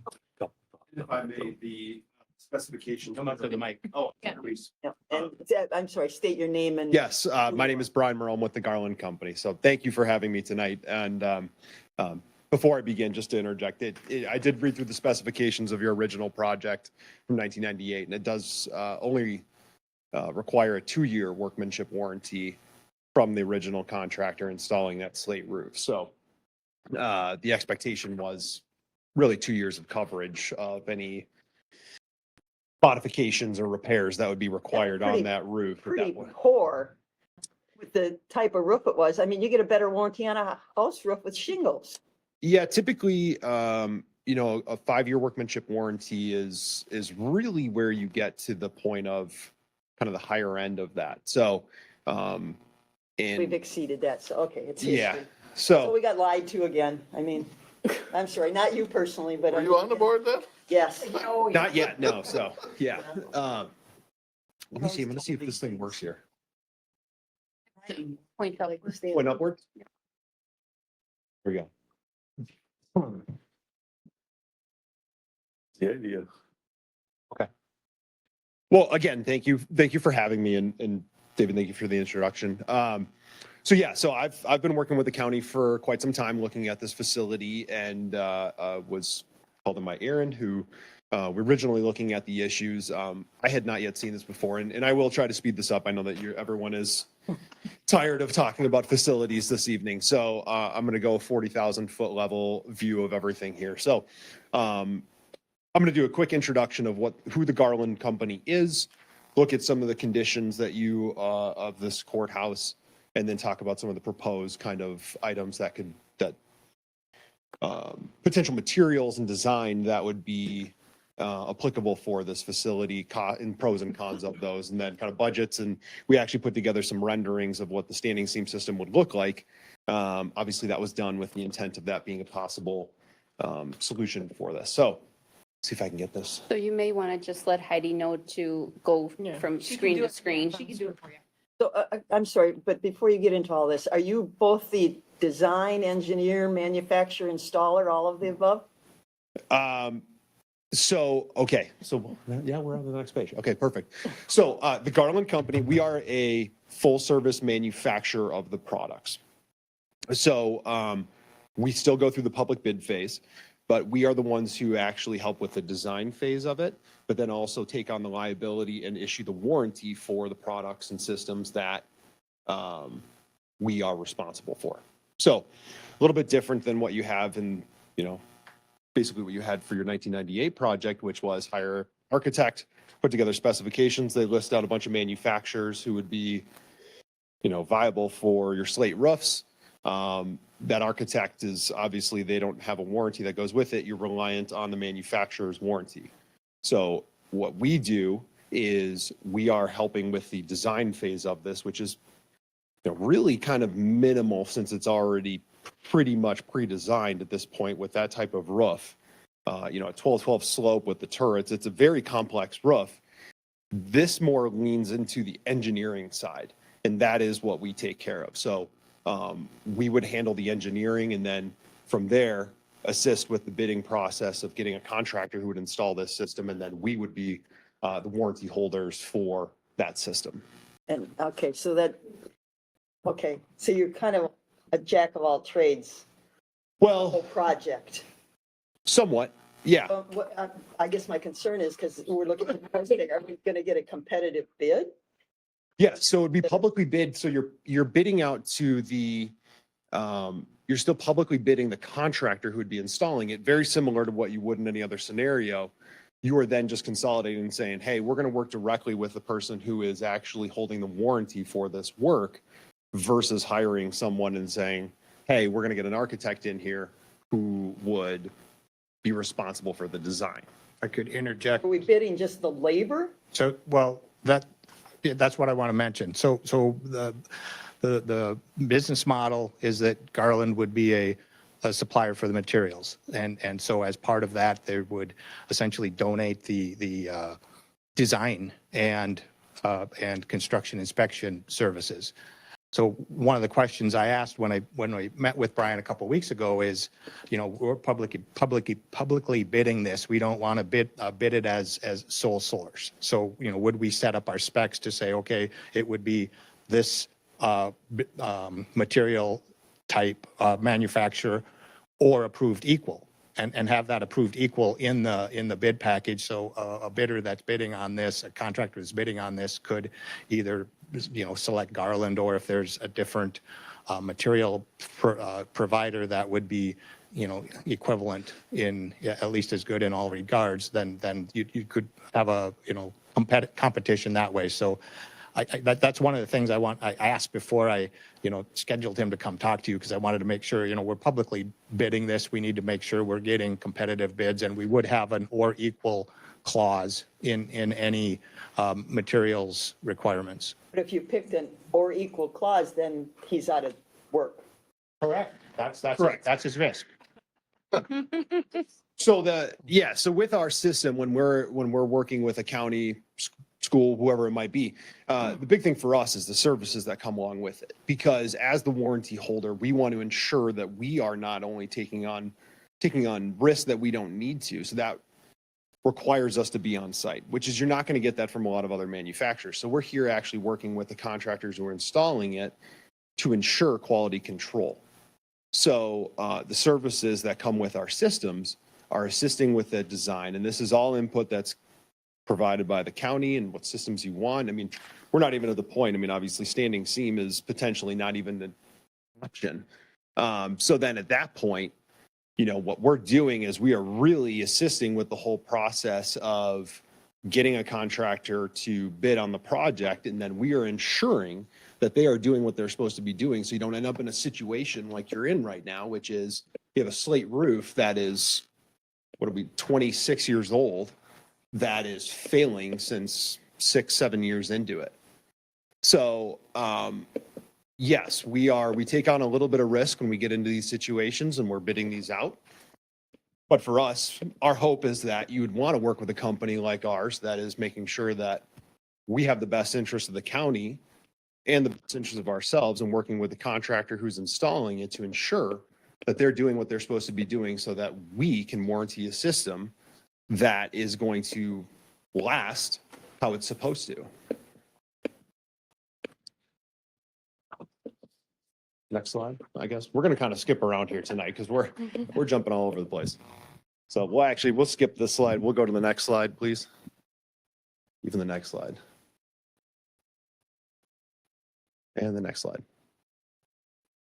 So I was out here a couple, I think it was like 2-3 years ago is when I first started working with the county looking at your existing condition. So I took some photos. I actually went up with Lediger on a man lift looking at the issues that you're dealing with. So if you can go to the next slide, please. This is kind of a tucked away area of the roof, but this is the issues that you're dealing with. So on your roof, you have a 3/4 inch plywood deck, felt sheets that are used as the vapor barrier, and then you have your slate shingles that are on there. What seems to be occurring is that wind is being pushed through here and lifting up the shingles. They're dropping through and they're actually cutting into the ground below. So next picture, please. It was supposed to be a 75 to 200 year roof. Yes. Yeah, it failed miserably. Yeah. Yep. Well, I think it was the labor, The nails. the materials, the nails. Fred, the nails. I'm sorry, yeah. Didn't I show you that nail? Yep. Yeah, I showed you that nail. Yeah, so I don't disagree. We actually assisted the county with putting together, getting an outside engineering firm to do testing. I believe that's on the next slide, please. That's a picture of one of the slate shingles driven into the ground. Right in front of the courthouse. Correct, yeah. So obviously an extremely dangerous situation that you're dealing with here. So we assisted with getting Braun Intertech involved with doing a pull-out test, and they kind of confirmed the results, which was, it's pretty easy to pull this. So yeah, so next slide, please. They did the pull-out testing of this and determined, yeah, it is pretty easy to pull these out. Now, in the specifications for your original project, it did not have any indications of what is required for pull-out testing. All it says, it specifies a certain type of nail that is to be used for these slate shingles. We'd have to talk to the architect where that determination came from, if that's supplied by the manufacturer of the slate shingles, if they're the ones who determine that, whatever it may be. But I don't disagree that there should be modifications done to the actual attachment methodology for these slate shingles so this does not occur. But testing, whatever it might be, engineering is going to be needed to determine what is the actual proper way to attach slate shingles if you proceed with that product again for the roof. But back to your original point, yes, this was supposed to be a significantly longer lasting roof than it was. And it seems as if, between the contractor, architect, whoever it might be, there was really no answer for why it was failing. Were they Next. historically approved nails from the Historical Society? Did they check the nails? Obviously not. And you're coming before saying you will stand behind your product and your process. We won't be here 5-10 years from now looking at your shingles falling off of the roof. And $2 to $3 million, $5 million, then you're going to stand behind it, right? Correct. Yes. Yeah. So, and that is the reason why we do what we do, which in the services that we provide, and why we're a little bit different in the marketplace from everyone else, is that we're highly involved in these projects that we take on. And Freeborn County is a great example, as you were referring to earlier, is that's an extremely difficult roof system that we had to put on, and steep. Yeah, very steep slopes, and had the contours similar to your courthouse here, where we had to have tapered panels that go on top of it. So, yes, everything that we do, and we don't take on a project that is not something that we're going to be able to come back and actually warranty. So, yes, that is not in our nature to take on projects that we're not going to be able to stand behind and take on. That's what all salespeople say, but we'll get that in writing later on, right? We'll get that. in writing. Yes. As long as they're still in business, they go out of business, then there goes your. They've been in business for a few years longer than. Yeah, I see the courthouse, yeah, Well, 1895. things are, we have a different dynamics in the world right now. Well, I will grant you that, but yes, we are we're an employee owned. Where are you based? We're based in Cleveland, Ohio. Do you have And any roofing companies in Minnesota? Google Garland Company, I just did. Did that? Okay. so, yeah, we're entering our 130th year in business. We're employee owned. We're a very well-funded company, well-diversified. So, and for the very reason is that we can take on these warranties. If something were to happen, it wouldn't sink our company. So, like any good salesperson, I guess you would say, I have no plans of going out of business, but yes. But that's why we have lawyers. Yep, I'm sorry. Yeah, look, can I ask a question? How do you make your money then? I mean, is it built into the price of the roofing? We sell materials? Yeah. So is Yes. it built into the price? Right. So is there a, They're the like a- materials guy and. Yeah, I know. Correct, Just- yeah, I'm like just any- Trying to think how you make your money. That's Yeah, all. like any material manufacturer, our money is made through the actual products that we sell. Yeah. Correct. Yeah, so there is no invoice that would come in through design or engineering for the systems that we provide. It's in the bill. You haven't got to the tough questions yet. Uh-huh. I was just waiting, I was just kind of wondering if we could run through this presentation with the questions. and- Sure. Yeah. Next slide, please.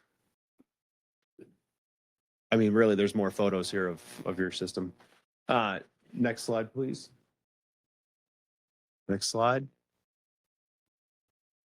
So, David had asked me to do a comparison of a standing seam system, slate shingles, synthetic slate shingles, and metal shingles. So, I just did a quick comparison of all of these on a couple of different fronts. So, next slide, please.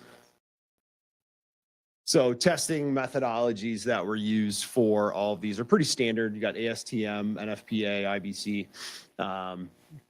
And so these comparisons, everything that you're looking at for every building, it's different when it comes to design and actual applicability. So next slide. What was going on in Los Angeles. Ash coming through the air, or using the right term, but the. This is the airborne. Yeah. It'll depend on the city to save it though, the fire department. We fortunately don't have Santa Ana winds here, but we do get an occasional derecho, so. We had winds it could today. happen. So all systems have a Class A fire rating. So across the board, I mean, really, there's not too much to be concerned about from that perspective of these different systems. Next slide, please. Here we go. Wind uplift, I think, is probably the most critical of this conversation. And so I actually had the wind uplift calculations done for your facility through our engineering team. And so these are all subjective. I mean, there really is. It's across the board. You can change this. I mean, a standing seam system, if you wanted to make this thing so that it was unable to be lifted up at 300 mile per hour winds, you could just bolt the thing down every 6 inches. But in reality, we're going to have to, that's not going to be feasible price wise. So what it comes down to is the ability to be able to withstand wind in a realistic scenario. Is the standing seam metal system is superior in that because you have the ability to modify it and adjust so that it can be positively attached to your actual roof deck, however you may want it to be, versus the scenario with slate, synthetic slate, metal shingles. It's a little more predetermined how you would actually attach those. Next slide, please. We looked at longevity and warranty. Slate shingles are on paper supposed to be your best option when it comes to a warranty system. There's no doubt. So obviously that is dependent on installation, like everything else.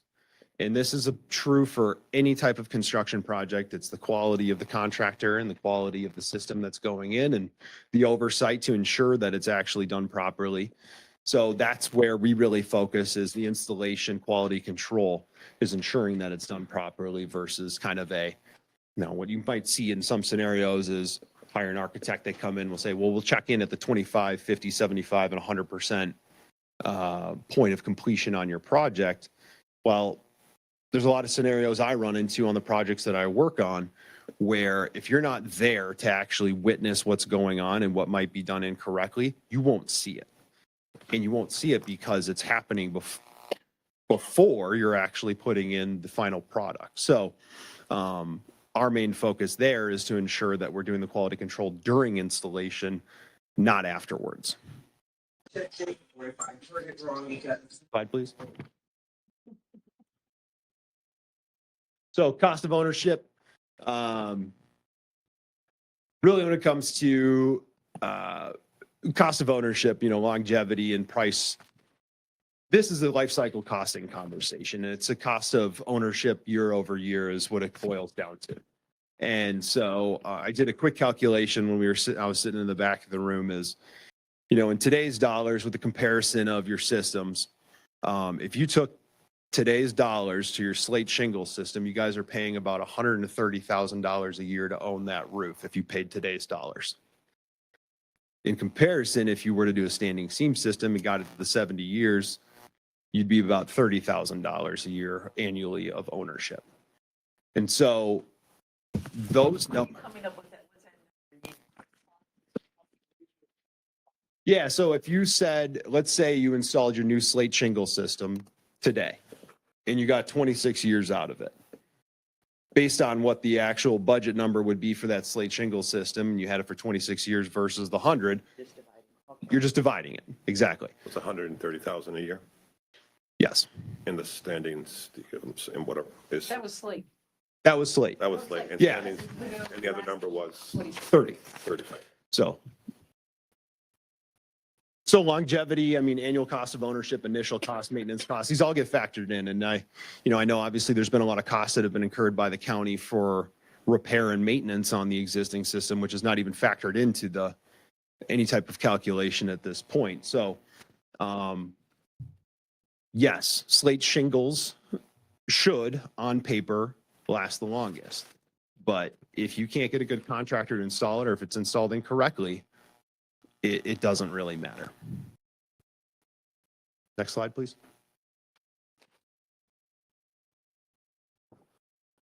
And this is what the numbers I was just giving you are based off of today's figures. So, and I'll be honest, these are pretty, aside from the standing seam metal system, because I actually went out and got a budget number for that.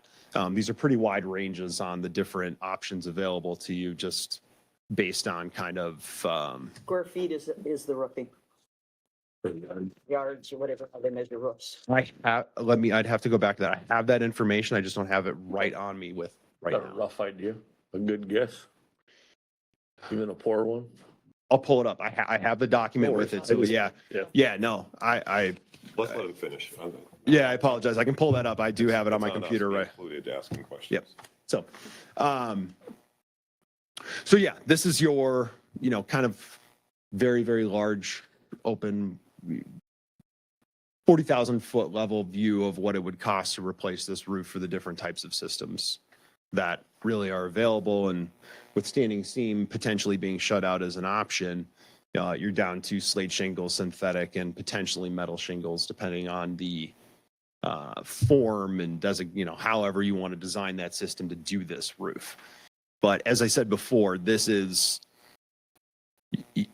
historical building. It was built way long before current and modern technologies were developed of how we do roofing now. It is going to require a very high quality contractor to replace this roof, no matter which way you go. Absolutely. So making sure that if you don't select us and work with us, I hope that you guys are selective in who you use for this roof system and replacement. Next slide, please. So system comparison summary, standing seam is the best in wind uplift, best in longevity for life cycle costing. Really at the end of the day, you have to think about the situation you're in and who owns the warranty and who's responsible for repairs and taking on the liability of your roofing system. This is our big thing is warranties are written up by lawyers and they're said, hey, this is what we cover and what we don't. And so the best way to really make sure that you are getting the best quality system is to have someone there who is responsible for that and has skin in the game to actually watch the installation and ensure that it's done properly per the engineering. On the backside of the one you're on. In the event, the printout that I gave you. It is, this is in your full board packet. Yeah, Oh, but it's not not in in this this- one. That what I handed out to you was just 6 pages. I think his total presentation is like 57 or. 377. Okay, thank you. And I will start moving through this. We won't hit everything here. So next slide, please. So next slide. We're going to skip through the actual metal, a lot of the metal stuff because we don't even know if that's going to be potentially an option. So next slide, please. Next slide. I'll touch on this really quick. Whatever it is that we do create custom drawings, custom wind uplifts that are specific to your building. This isn't a one size fits all for every single thing in every building that we do. When we're taking on the liability, we are making sure that we are designing this, again, similarly to Freeborn County, where a lot of engineering, and this is actually snippets from the package that was used to engineer that roofing system, and the installer had to follow those and make sure that it was done in order to get a warranty. And so we do have stop gaps that are put in there. We always have performance bonds that are required for all the contractors who work on this stuff. So fortunately, in the position we are and the amount of work that we do in the state of Minnesota, we have really great contractors that we work with, and they understand, our expectations. We understand what they do. And so it's a nice kind of balance of making sure that the contractors are following, what we have and understand the complexity of the systems that we're putting down. Next slide, please. So this is a drawing from the Freeborn County job. Next slide, please. Next slide. This is a picture of obviously a standing seam system being installed. Next slide. One thing I will mention is we did talk about this a little bit in our kind of meeting as snow retention. And so this would be a big factor in the system is making sure that you have the properly engineered snow retention system. There's really only one way to do this is the S5 clips, which is a brand of systems that are put on there. So if we needed to custom design this, if there's certain areas where you're concerned about snow, ice, whatever it is, we'll work with you, work with our engineers. They're pretty good at making sure that we cover this up. So next slide.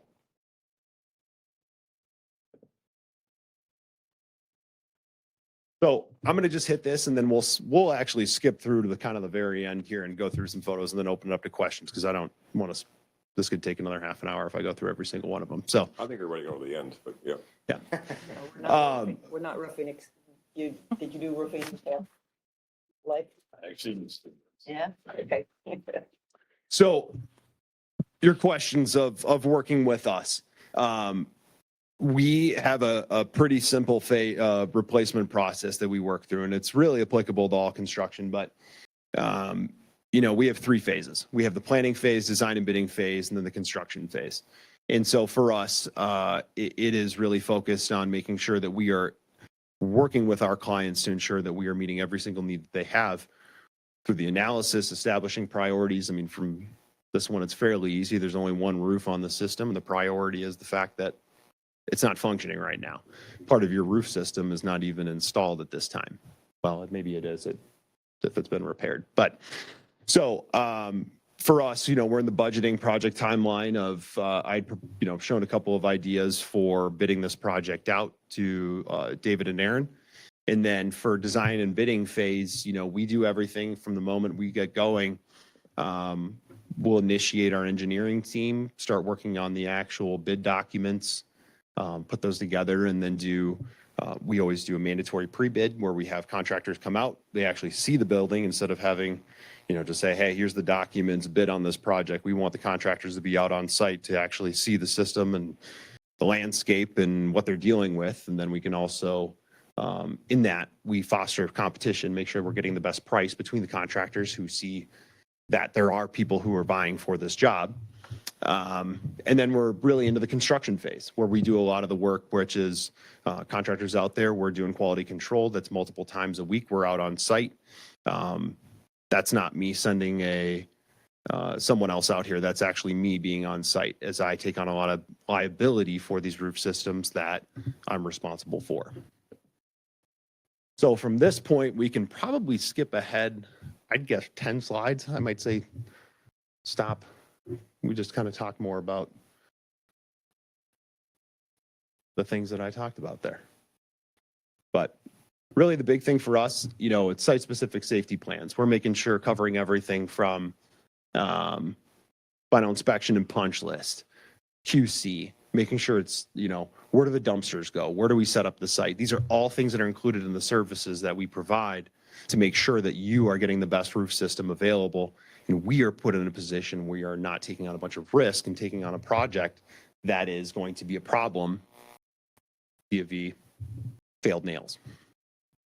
Sorry, did you have? Nope, I'm going to wait till you're done. Okay. We can skip ahead on this one too. I apologize if I don't have the exact. So from us, this might be of interest to you, letter of completion and warranty. This is what we hand out. So we have a letter of completion. We'll hand that over to you and say, hey, we inspected this roof system. This is owned by the Garland Company. Then the warranty is issued. And that's pretty much, really a get out of jail free card. What page is that in the packet? 399. 399. Okay. I don't think if you enlarge it even, you can read it. Probably not. It's small print. I would be, Usually warranties aren't worth the paper they're printed on, in my opinion. It's fortunate. I actually share the same view as you there. And you say earlier that you're all worried about water leakage for 2 years. That's an embarrassing warranty, in my opinion. If you're doing a multi-million-dollar roof and you only guarantee it to be waterproof for 2 years, then you're all worried about the color. That's the last thing I'm worried. I'm worried about being on the roof and being waterproof. The color will fade. I have a 35-year-old barn shed that, yeah, it's faded, but it's stood the test of time, and it's still watertight. How about your front door? That's low priority. We have our priorities. Were you finished? I have a couple more. Okay. Next slide, please. I am going to wrap this up. I'll just point this out and then we'll go through a couple pictures, show you. I think you guys have already seen some of the photos. So here's some of our references. We have done quite a bit of work with other counties throughout Minnesota. I know you had said you guys are great partners with Olmsted County. We've been working with them for quite a few years now. So Freeborn, Martin, Candy, Ojai, across the state, we've had great projects done with a lot of different counties, school districts, cities, private companies. So it is something, a big point of pride for us is being able to help out and work in these situations. So next slide, please. So Freeborn County Courthouse, next slide, please. Next slide, please. It's a beautiful roof, but so Doug Woog Arena, this was a big standing seam project we did 2 years ago. Next slide, please. City of Red Wing, next slide, please. Next slide, please. What I'm trying to get to is we had created some renderings of what the facility would look like with a standing seam roof. So next slide, please. So these are samples. This is actually on the left side, what you're looking at. That's San Francisco, I believe it's the War Memorial Museum. So we've done quite a few high profile projects where kind of an alternative to slate and using our standing seam system in lieu of that product, but also trying to emulate the color system that a slate system would bring. So next slide, please. So this is a rendering. This is our color, slate blue, with a standing seam system on top of your courthouse, what it would look like from that angle. So there's 4 total renderings that were created of different colors for this system. You know, I'd have to look into our engineers and talk to them if you wanted to see different, you know, a synthetic slate or whatever it might be. But frankly, it's going to be, you know, the synthetic slate is trying to emulate slate. So it's going to look like slate unless you go up to it and grab one of the shingles. So next slide, please. So this is a color called Stillwater. And then we'll just skip ahead. There's the last 2 slides here. So next slide. Different colors with this. Yeah, that's all it is. Next slide. But it's unfortunate that you're saying we probably can't do that. Well, I'm not sure about that. Yeah. So, We need to check into that. yeah, I'm looking at some of the. now, yes, I am wrapped up with. This is a question for Mr. Kramer and Mr. Lafee. In the packet, as I read it, was there a staff recommendation to go with standing seam, or was that?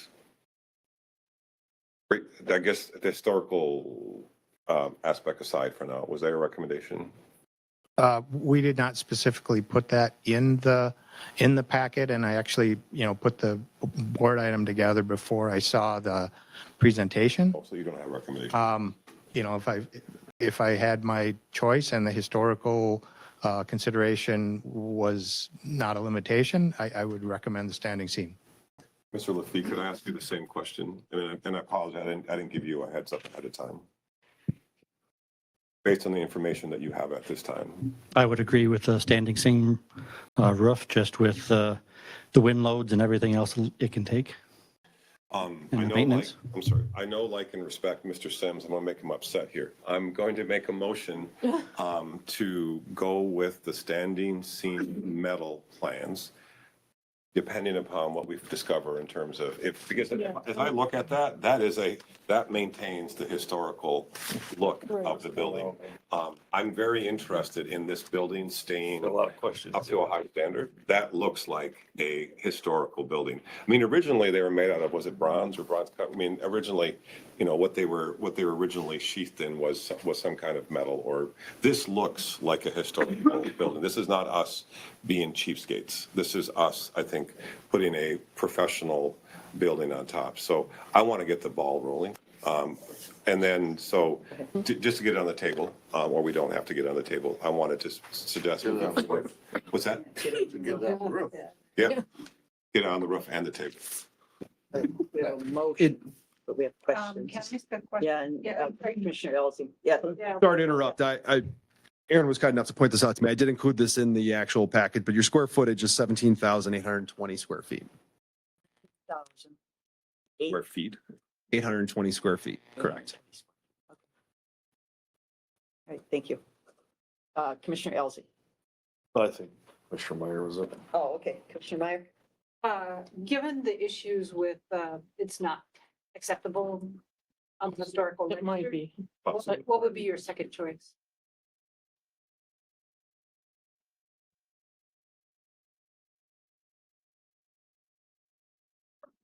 Or do you need more? With what parameters? You're paying for it. Cost benefit ratio. Yeah, I mean, there's a chart in here that's like, tries to combine Or 1, everything. 2, 3, yeah. Longevity and or Yeah. cost of ownership. Cost of ownership, you know, but just in terms of. Right. You know, and if we look at that, the life cycle cost slate comes in as number 2, although it's has the highest initial cost, and then also, to me, it's on the relatively risky side because I'm not 100% sure why our current system failed. Do you want to try that again? Yeah. And so that seems, you know, very just risky, I guess, frankly. I'm kind of thinking the synthetic slate. I think it would be important for us to have a backup choice Agreed. if number 1 is not acceptable. And we had budgeted to. Yeah. Which of these fits within that? That estimate? I understand that it might get there. Yeah, so on the handouts that I did on the last page, it does have the, you know, rough price ranges. So potentially, All prices are open. right, they're either at or over, so it's opposite of the Price is Right. Where's the solar panels going? Well, watch it, be careful. Where's the- Don't tempt me. Where's the solar? So synthetic slate is the second choice? That, yeah, and that's not a real strong preference, but that's, I But are think, they little piece, it's hard to get it. Is a big sheet, these no, synthetic they're slate? individual shingles, essentially mimicking the size and shape of the natural slate. Yeah. So they're, Each you one of know, those in this picture is a little it's piece. an individual piece. Yeah. Wouldn't you have the same problem as the slate? Yeah. Potentially. I think it's a matter of if there's more options of how you would fasten it down. Well, again, do we know if all of these are? On the other hand, if the roof had been installed, properly, We wouldn't be here. could it have lasted 200 years? The slate could have, The it slate? stayed where they should have. I mean, the slate system that you have was installed per the specifications. Yes. So, yes. In theory, yes. Modifications would need to be made to, yeah. So, I mean, and so you know of other municipalities or other sites where they installed a real slate roof and it actually did last. There's not a ton of slate roofs still around. But yes, I do know of a few facilities that still have it. They still deal with the maintenance issues that you deal with from cracked slate and how expensive it is to maintain that. So, but no, I have not run into a situation similar to what you're dealing with. Yeah. Would you allow me to ask Mr. Sims a question? Sure. Luke, do you think, you come up and tell us who you are? Good evening, members of the board. My name is Luke Sims. I am a senior planner for the city of Winona and the staff liaison to the local Heritage Preservation Commission. So do you think that the synthetic slate shingles would be acceptable to the state based on your experience of working with them? In my experience with the state, I do think that synthetic slate would be an acceptable material based on my understanding of the Secretary of Interior standards for rehabilitation. And I think that that's an important point, is that they're not judging this just based on aesthetics or value. They're looking at whether or not the steps through the standards of rehab and concerns for repair and maintenance toward existing slate would be or is still feasible, and then what can most closely match that if that is not feasible. So they're looking at standards that are set by the U.S. Department of the Interior as they do that evaluation. And I will note that the local HPC does have this building on its priority list should the Winona County want to have support in things like certificates of appropriateness going forward. Because then they would hear it and they would ask similar questions like, how is the installation going?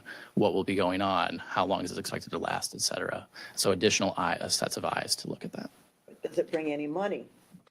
Yeah, There's always kind of historical grants and everything you hear about and read about. I would strongly recommend that the board reach out to organizations like Rethos, which is the former Preservation Alliance of Minnesota. Also reach out to SHPO about potential grants as well. There may be some potential money. I can't guarantee that for you. Okay, Commissioner Ellison, thank you. Thanks, Luke. So I've got a plethora of things here. I'm not sure where to start. So the standing math here is about $12,000 a square. Give or take. Sounds about right. Yeah. Yeah. And a square is what? 100 square feet, 96 square feet. 96 Yeah, square. 100, feet. 100 Okay, square. I know that's a 100 square feet. terminology. Yeah, It just okay. depends on what and how. Yep. Anyway. So question I have is, that's a lot. I've probably shingled in the real estate that I have. I put steel on. I've done, I mean, comparatively, $1,000 a square is a lot. So I look at the cost of materials. I understand there's a lot of architectural costs, but even if we said that's a third of the cost, we're still looking at, give or take, let's just call it $8,000 a square. Mm-hmm. Even if we take out the architectural aspect, because it is there's a little complexity, but I also know that standing seam metal goes up the quickest. It generally has the least labor cost associated to it because it's relatively quick, because you can cover large areas very fast and you're not doing individual things and there's very little deal. So I'm a little bit surprised that, and it tends to be very profitable.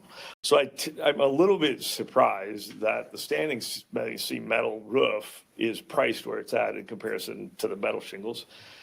Typically metal shingles now, I would say, would be the premium. The synthetics, would be on that higher side. We'll just throw the slate out as not even an option. If you would have asked me before this conversation, I would have said there'd been a significant reduction in the standing seam metal just based on, unless it's very thick metal. Do you know what gauge it is? 22. Okay, so standard in the industry is typically 20 to 29. So it's on the thicker side, but it's not $12,000 thicker. You know what I'm trying to get at? Yeah.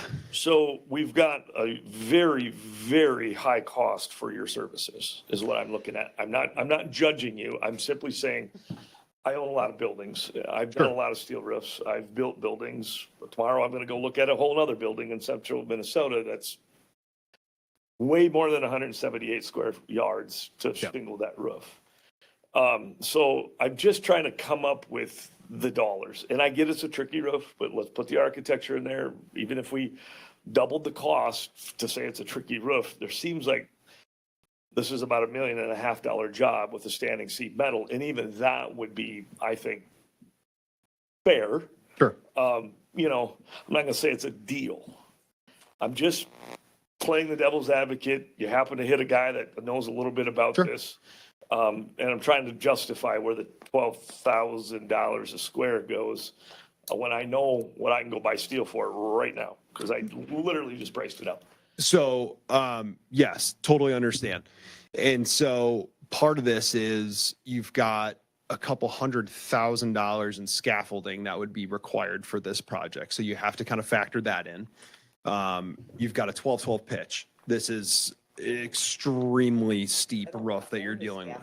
I just want to use it. Yeah. I'm sorry? I don't want to own this. That's just to rent it. That's just to rent it. Yeah. So this is cost not associated with me. This is just to get the scaffolding up and to be available to do the project. And so are there ways, I should first say, this is a budget number. This is not a hard cost. If there's a way to get that down and we come underneath it, I've seen it before. I just had a project that came in $500,000 under budget for a school district 2.5 hours away from me here. Yeah. So, yes, we are planning for kind of what we think it might be. The hope would be obviously that it's less than that. But there are significant costs that are associated with the labor and setup and being available to do this project. So I understand what you're saying. Yeah, when you take a square foot price and you go, wait a second. I'm doubling things and I'm still not coming up with 12,000. I'm giving a very large portion of the architecture. I'm doubling the cost of the labor side. And I'm associating it to what a 22 gauge, which again is on the higher size, 2029 standard, and looking at that, and I still can't come up with 12,000 a square. So I'm just kind of going, is it in the material? Is it in, I own a business. Yep. I sell. We don't sell. We sell goods. So we're the same way. Our services come with the goods. So I understand it all. I'm looking at it saying that number seems high, and I guess my thing would be that I'd be curious to see, because if the warranty holds with the company, and I definitely can appreciate the value of the company saying, hey, we want to be part of this to make sure that it's done correctly, because that's a double standard, double thing for everybody, but it comes at a very high cost. And so I'm just looking at it saying, first of all, I would want to see a comparative avenue of a standard architect with a warranted system. And generally the architects in bigger projects like this, they're doing somewhat of what you're doing. They should be paying attention and oversight, and because technically if they're bid or hired as the GM, they're kind of responsible for the job depending on what the firm offers. The second thing that I would really look at is insurance cost. We have the cost to put it on, we have the cost of that, but there's a couple of things that go with it. Very similar to what I've told other insurance companies in the past is, yeah, that's great that you'll insure that, but that's a worst case scenario. What happens if the building burns down or we find out the wall is crooked and there's no saving it, and we spend a certain amount of money because we're anticipating a 50-year life, a 100-year life, a 200-year life, whatever it is, when we find out in 15 years that the whole side of it's collapsed and we got to tear it down anyway and we spent the money, we don't get it back. So there's that side of it to look at because it is an aged building. And so then we say, how do we look at this? Do we look at it on a 50-year increment, a 100-year increment to say we think the building's going to stand for another 50 years? And then the other thing that I would look at is a catastrophe type scenario where, hey, we had the tornado come through, we spent the money. The insurance company's not going to pay us out for the additional $500,000, $1 million that we might put under the roof for a longevity aspect to that. The other thing that I have obviously is the grants, and you know, to take a look at, is there any additional cost, because we've only budgeted $2 million to do that. And then to really associate back to that value that Garland can bring and look at, is the warranty worth that $500,000 or whatever it might be? Because we're going to get a warranty yet, but again, it is only as good as the piece of paper. So those are my concerns, is to really take a look at, it seems like there's a pretty high cost per square yard to this job, even factoring those things in. That's it. That's all I got to say. And I do not disagree. And if there is a contractor that we bring in who is more efficient and finds a better way to do it, then that cost goes down. Well, I would be interested to see the breakdown of what you're associating the materials cost to the setup cost to the contractor cost to really determine and look at the three segmented aspects whenever we design a project out. You know, we've designed $20, $30 million projects out before, and what did they look like? Yeah. Right. So, Yeah, I mean, I'd be happy to provide that breakout of those items. If we move forward with a motion to ask staff to continue to pursue the standing steel and metal and find out if we can or cannot do it, but the idea is just to continue to pursue it. Earlier on, I thought that there's still a competitive bid process in this, right? We don't guarantee them the business. I mean, they could be theoretically, another competitor could come in and at a cheaper price. We're not guaranteeing you $2.3 million. No. So again, yeah, budget number. So, our hope is if we're moving forward with this, that you would choose to work with us and want this system. I mean, yes, during the competitive bid process and the public bid process, there's always in the specifications, you put in a material substitution. So if someone comes in, they're cheaper, you choose to work with them and select that product, you have every right to do that. Now, you're not working with us, then we're out and we're not doing the quality control inspections. You're not getting the warranty from us. You're working with a different manufacturer. So, yes, you do have that option. There's nothing that's saying you have to go with us. And this is not a hard bid. This is a budget number. And, we're putting it on the high side to make sure that we're covered. So all those points are very valid. yeah, I think we got to look into insurance costs. What's that look like? Because it's a high dollar. What's the recap on that? What's the expected building life? Do we have a plan that says, hey, we know for sure we can get another 50 years out of this? I mean, there's just multiple things when you have these big projects to look at. I don't think we can make any conclusive decisions tonight. First of all, it just seems odd to me that standing seam metal is a middle of the road option. Compared to an asphalt situation, it generally tends to be high, but when you start looking at synthetics, metals, and slate, it tends to be the lower cost option, which is why you do that. So this one seems odd to me why it fell into that price range. I would have expected to see that at the cheapest cost, both on a labor aspect, just ease of handling, total weight cost, disposal. There's very little waste. Just the projects that I've done in the past, it always seems like those are the ones that pencil out. So it's just odd. So I'm just trying to break it. So then it says, okay, we know the gauge of steel, the quality of steel. And there's a little bit of discrepancy in paint and fade warranties and things like that. So we can factor that in. I'm sure you guys obviously have probably a good quality product. And then to determine that out, my goal would be to get this thing into budget. And right now we don't have a budget friendly one on the table. We're not in the budget, we're talking bonding. Right. But The synthetic slate is right. And we're close. the low is in. Well, and it's to me, it's I would find that odd. They would let that go. Here we have a synthetic for an aesthetic reason versus steel, which is a natural material. And we put steel when I was a kid. I mean, steel's been on barns and buildings for years and years. So I find it odd that they would say no to standing seams to steel and yes to synthetics based on appearance. That's just weird to me. You know? I ran into a situation a couple years ago where I was looking at doing a standing seam roof on a historical building where they had a rubber EPDM system, which had been invented in the 1980s. So, and they rejected the metal system. So, yes, I have dealt with these frustrations before where you have to have those discussions. And I'm not asking the county board to make a final decision. I'm asking the county board to give staff direction to allow them to move forward. Because, or else we can continue to bring this back, but I want to see if we're enough at a consensus to pursue standing seam to see if we can make it happen historically and ask the staff to bring us more information. We need to give the staff more information, I think. I don't know if we necessarily need a motion for that. I think we just have some questions to be generated here. In my opinion, I'll set up because people yell at me and they can't hear me. I guess for me, and this is nothing to you or your company, I gotta believe if you guys been around, you're doing a good I've job. got pretty thick skin, so don't worry. Yeah, me too. Trust me. I've been in your position many times. Yeah. So, but these are just valid questions, and if it comes back that this is the best way to do it, great. But I think we have some options we need to explore, potentially even just the architect / that option. What does that look like in a comparison?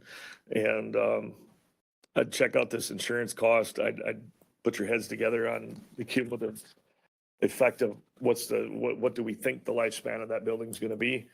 I mean, we talk about it's the longest standing one west of the Mississippi. That's for a reason, guys, because they've knocked every one of them down because they've deemed they can't maintain them anymore, So If I could. Yeah, go ahead. Maybe address one of the questions on the expected life of the existing building. I mean, there's currently, you talk about all these gives, there's going to be a crack and is a wall going to fall off or something like that. I mean, there's nothing like that currently issues with the building. To put it in context, and I was kind of smirking when you said that. In November, I was in Italy. In Florence, they have quite a few big churches that are literally 2,000 years old. The church that was built in the 1600s, Renaissance era, they call that the new church. Our ideas of what's old around here is kind of novel in comparison to that. But the idea that this building with proper maintenance, it should last hundreds of years. Definitely outlast any roof that we're going to put on this year. Yeah, I would hope so, but we live next to a river too, so we don't know what's going to happen. There's all sorts of stuff, and those are just things to factor into it. In the interest of making a decision and giving staff some direction, because we could probably fire 100 more questions at these kind folks. Then wouldn't it help the staff to have to begin to focus their time, or is it okay to have the staff work on all of the items? I just think we need a little more information. About what? Just other alternatives, other thought processes, get an answer to what our true options are for varieties and. So as far as to move this forward, you approved the money in the 2025 budget. So to move that project forward in 2025, we need to put bid documents together, which obviously figuring out what roof system kind of is a precursor to that. And then advertise for bids, award the bid, put our contracts together, and then the contractor needs to fabricate their materials, order their materials, which might be 2 to 4 months. And then you need 2 months to probably construct the project. So if you stack that all together, if we get a decision today, we can potentially put this on this fall if we, kind of kick things down the road a little bit. It's probably going to be questionable whether they actually can do it this year. If it moves to 2026, is at the end of the world? Probably not. But you approved it in the 2025 budget, and my intent was to make a best faith effort to try to actually do that. We only put 2 million and it's already. The longer we wait, the more expensive. Oh, exactly, but Well, and there was discussion There was discussion of tariffs earlier, and if, if that affects commodity prices, that could change things too. From Ohio. We're not getting tariffs from Ohio. I think that we have an obligation to put a historic roof on a historic structure. That's, so the standing seam, if it's not correct, I don't know why we're talking about it. But we don't know. We don't know that Yeah, yet. that's number one question. Can we find that out? That was my motion. Your motion accepted the option of the synthetic slate as the number 2 choice. Oh, no. I wouldn't go synthetic slate. Then I'm. Every little piece. And that's just asking for, if we're talking about wind destroyed the What would you slate. have us do? Someone make a motion What to about the go. moving shingles? We haven't heard. Well- We don't know what historically what they're gonna allow us to put on. If they have a decision to make, if they're gonna. I want to give the staff some direction so we can get prepared. I'm just asking to narrow it down. Jared, can I please just for a Yes. second? I don't know, if this is my opinion. I don't believe emotions and we're not making a decision. We're just simply, we have some questions. Could we get back some of the answers that we have? Can we do standing seam? I mean, there's, That's what the motion is. well, I don't even know if we need a motion though. We're just simply, It's clear. We can tell staff what to do. I'm sorry, we're all getting punchy. It gives staff a clear direction. but, okay. No, that's what I'm saying. Yeah, so hold on. That's I don't believe we need a motion because we're not doing anything. We are just simply asking for advice. Could you please get us some information? I'm trying to just avoid the motion as a whole. Can you just get us some information? Can we do the standing seam? Then we can make a motion that we want a standing seam. Let's see if that's even an option. Give us an option number 2. Could we find out if there's any way that we could get something outside of this system with Garland? Okay, then, lost my train of thought here. I had it. Do we have any other local bidder? I mean. Well, that's what I alluded to, but getting that other outside look rather than this defined company to just have comparative cost to that aspect. And then there was one more point, and I should have wrote it down so I write things down and I forgot it. It was the last thing that I wanted you to ask for. Cost breakdown, yeah. Yeah, the cost breakdown and insurance. Yeah, the cost breakdown and the insurance, and really get a better idea of what that is. Now, keep in mind, I'm not going to be here next meeting, but I can Zoom in, I can give you my opinion via an email, whatever it is, for what it's worth. But at least we have some more information on a very large project. Well, As much of it as we possibly Can I can. ask, what's the insurance question? well, The insurance question is depending on what type of roof. I mean, every time I do a roof, the first question, anytime I buy a building, the first question they ask me is, how old is it and what's the roof? yeah. So we need to. Because that sets you the need to insurance check with factor. MCIT.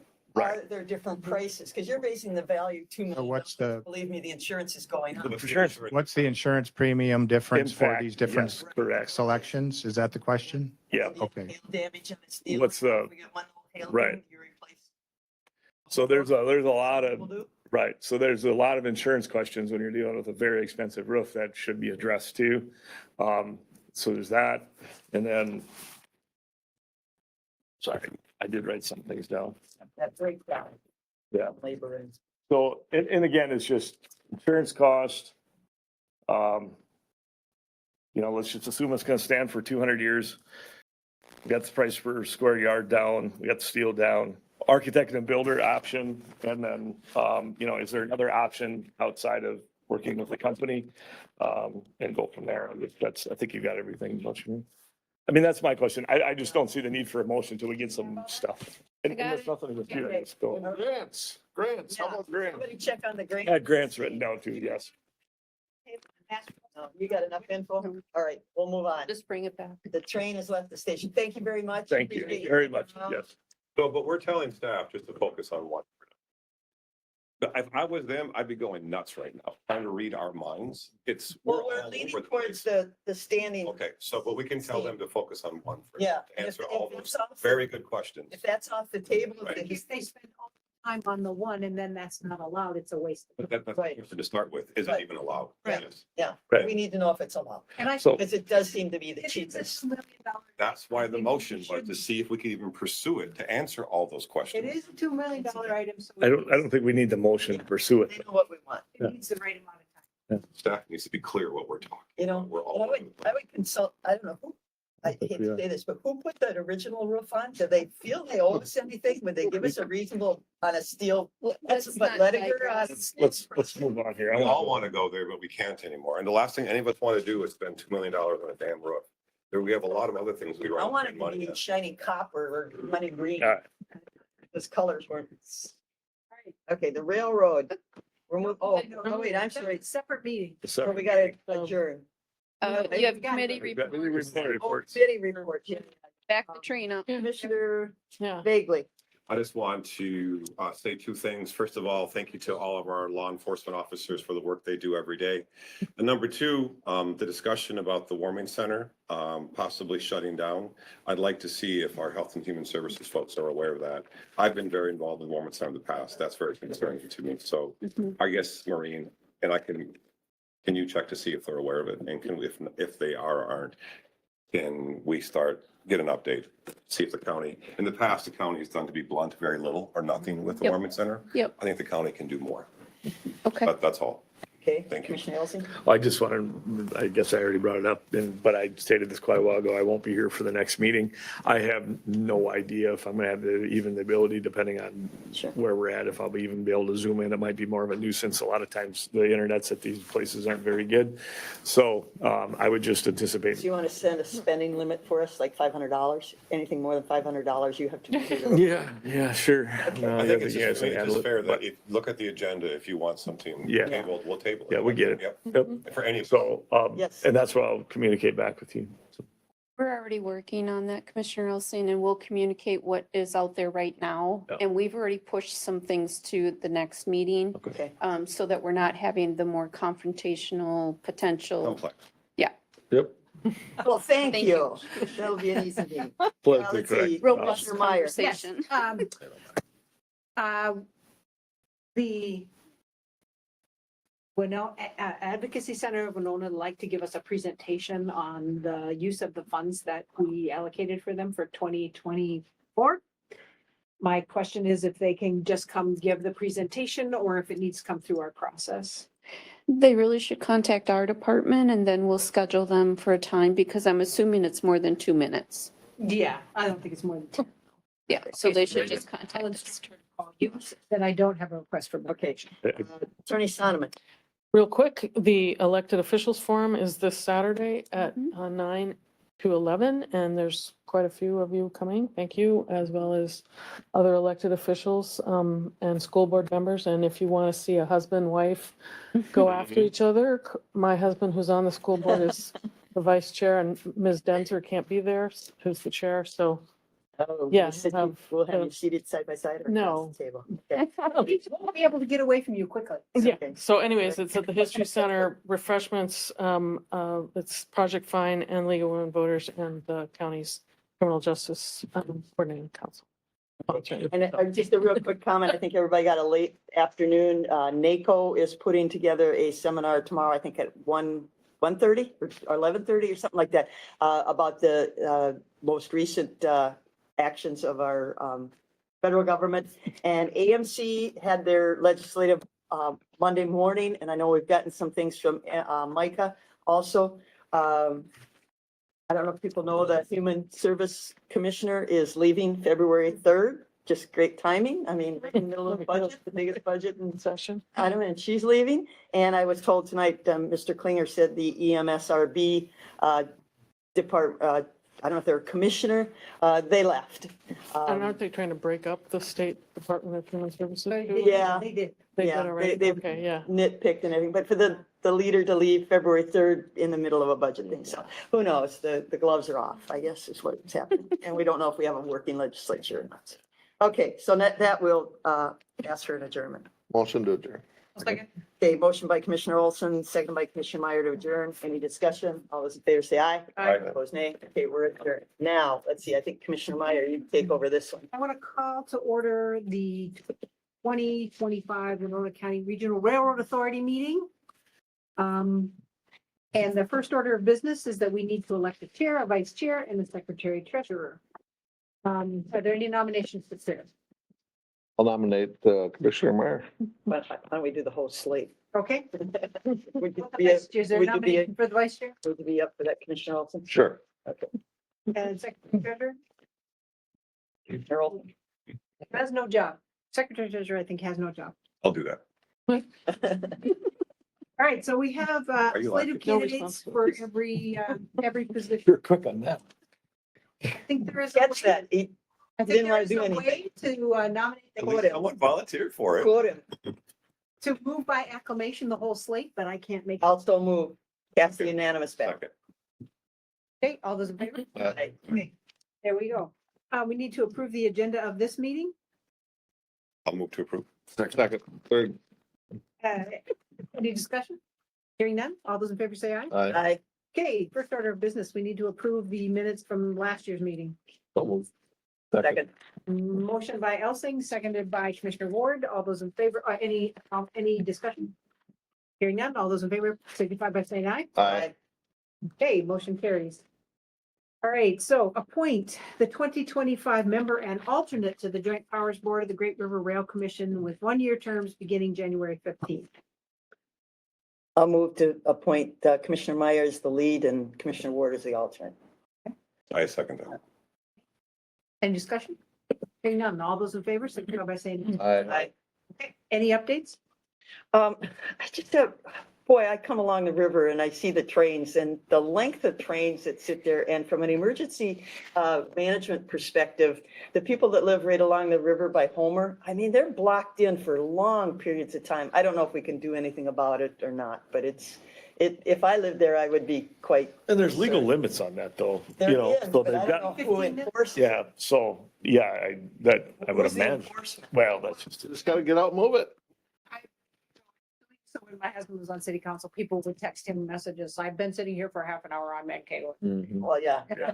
but Yeah. this is down along the river and they Right. just sit there for long periods of time. I guess, Well, the worst one is the emergency aspect. yeah, somebody needs something. Okay, any other updates or communications? Sure. Hearing none, we could adjourn. Motion to adjourn. Motion by Olson, seconded by Olson to adjourn. All those in favor signify by saying aye. I Okay, we are adjourned. So, one, Thank you to all the staff. for thank being you, here. everyone. One quick comment. A standard seam roof, exactly like that, standing seam roof, generally runs $400 to $1,200 a square yard. Okay, so we got 107. Those are awesome questions. So if you had $107, $1,000 and 178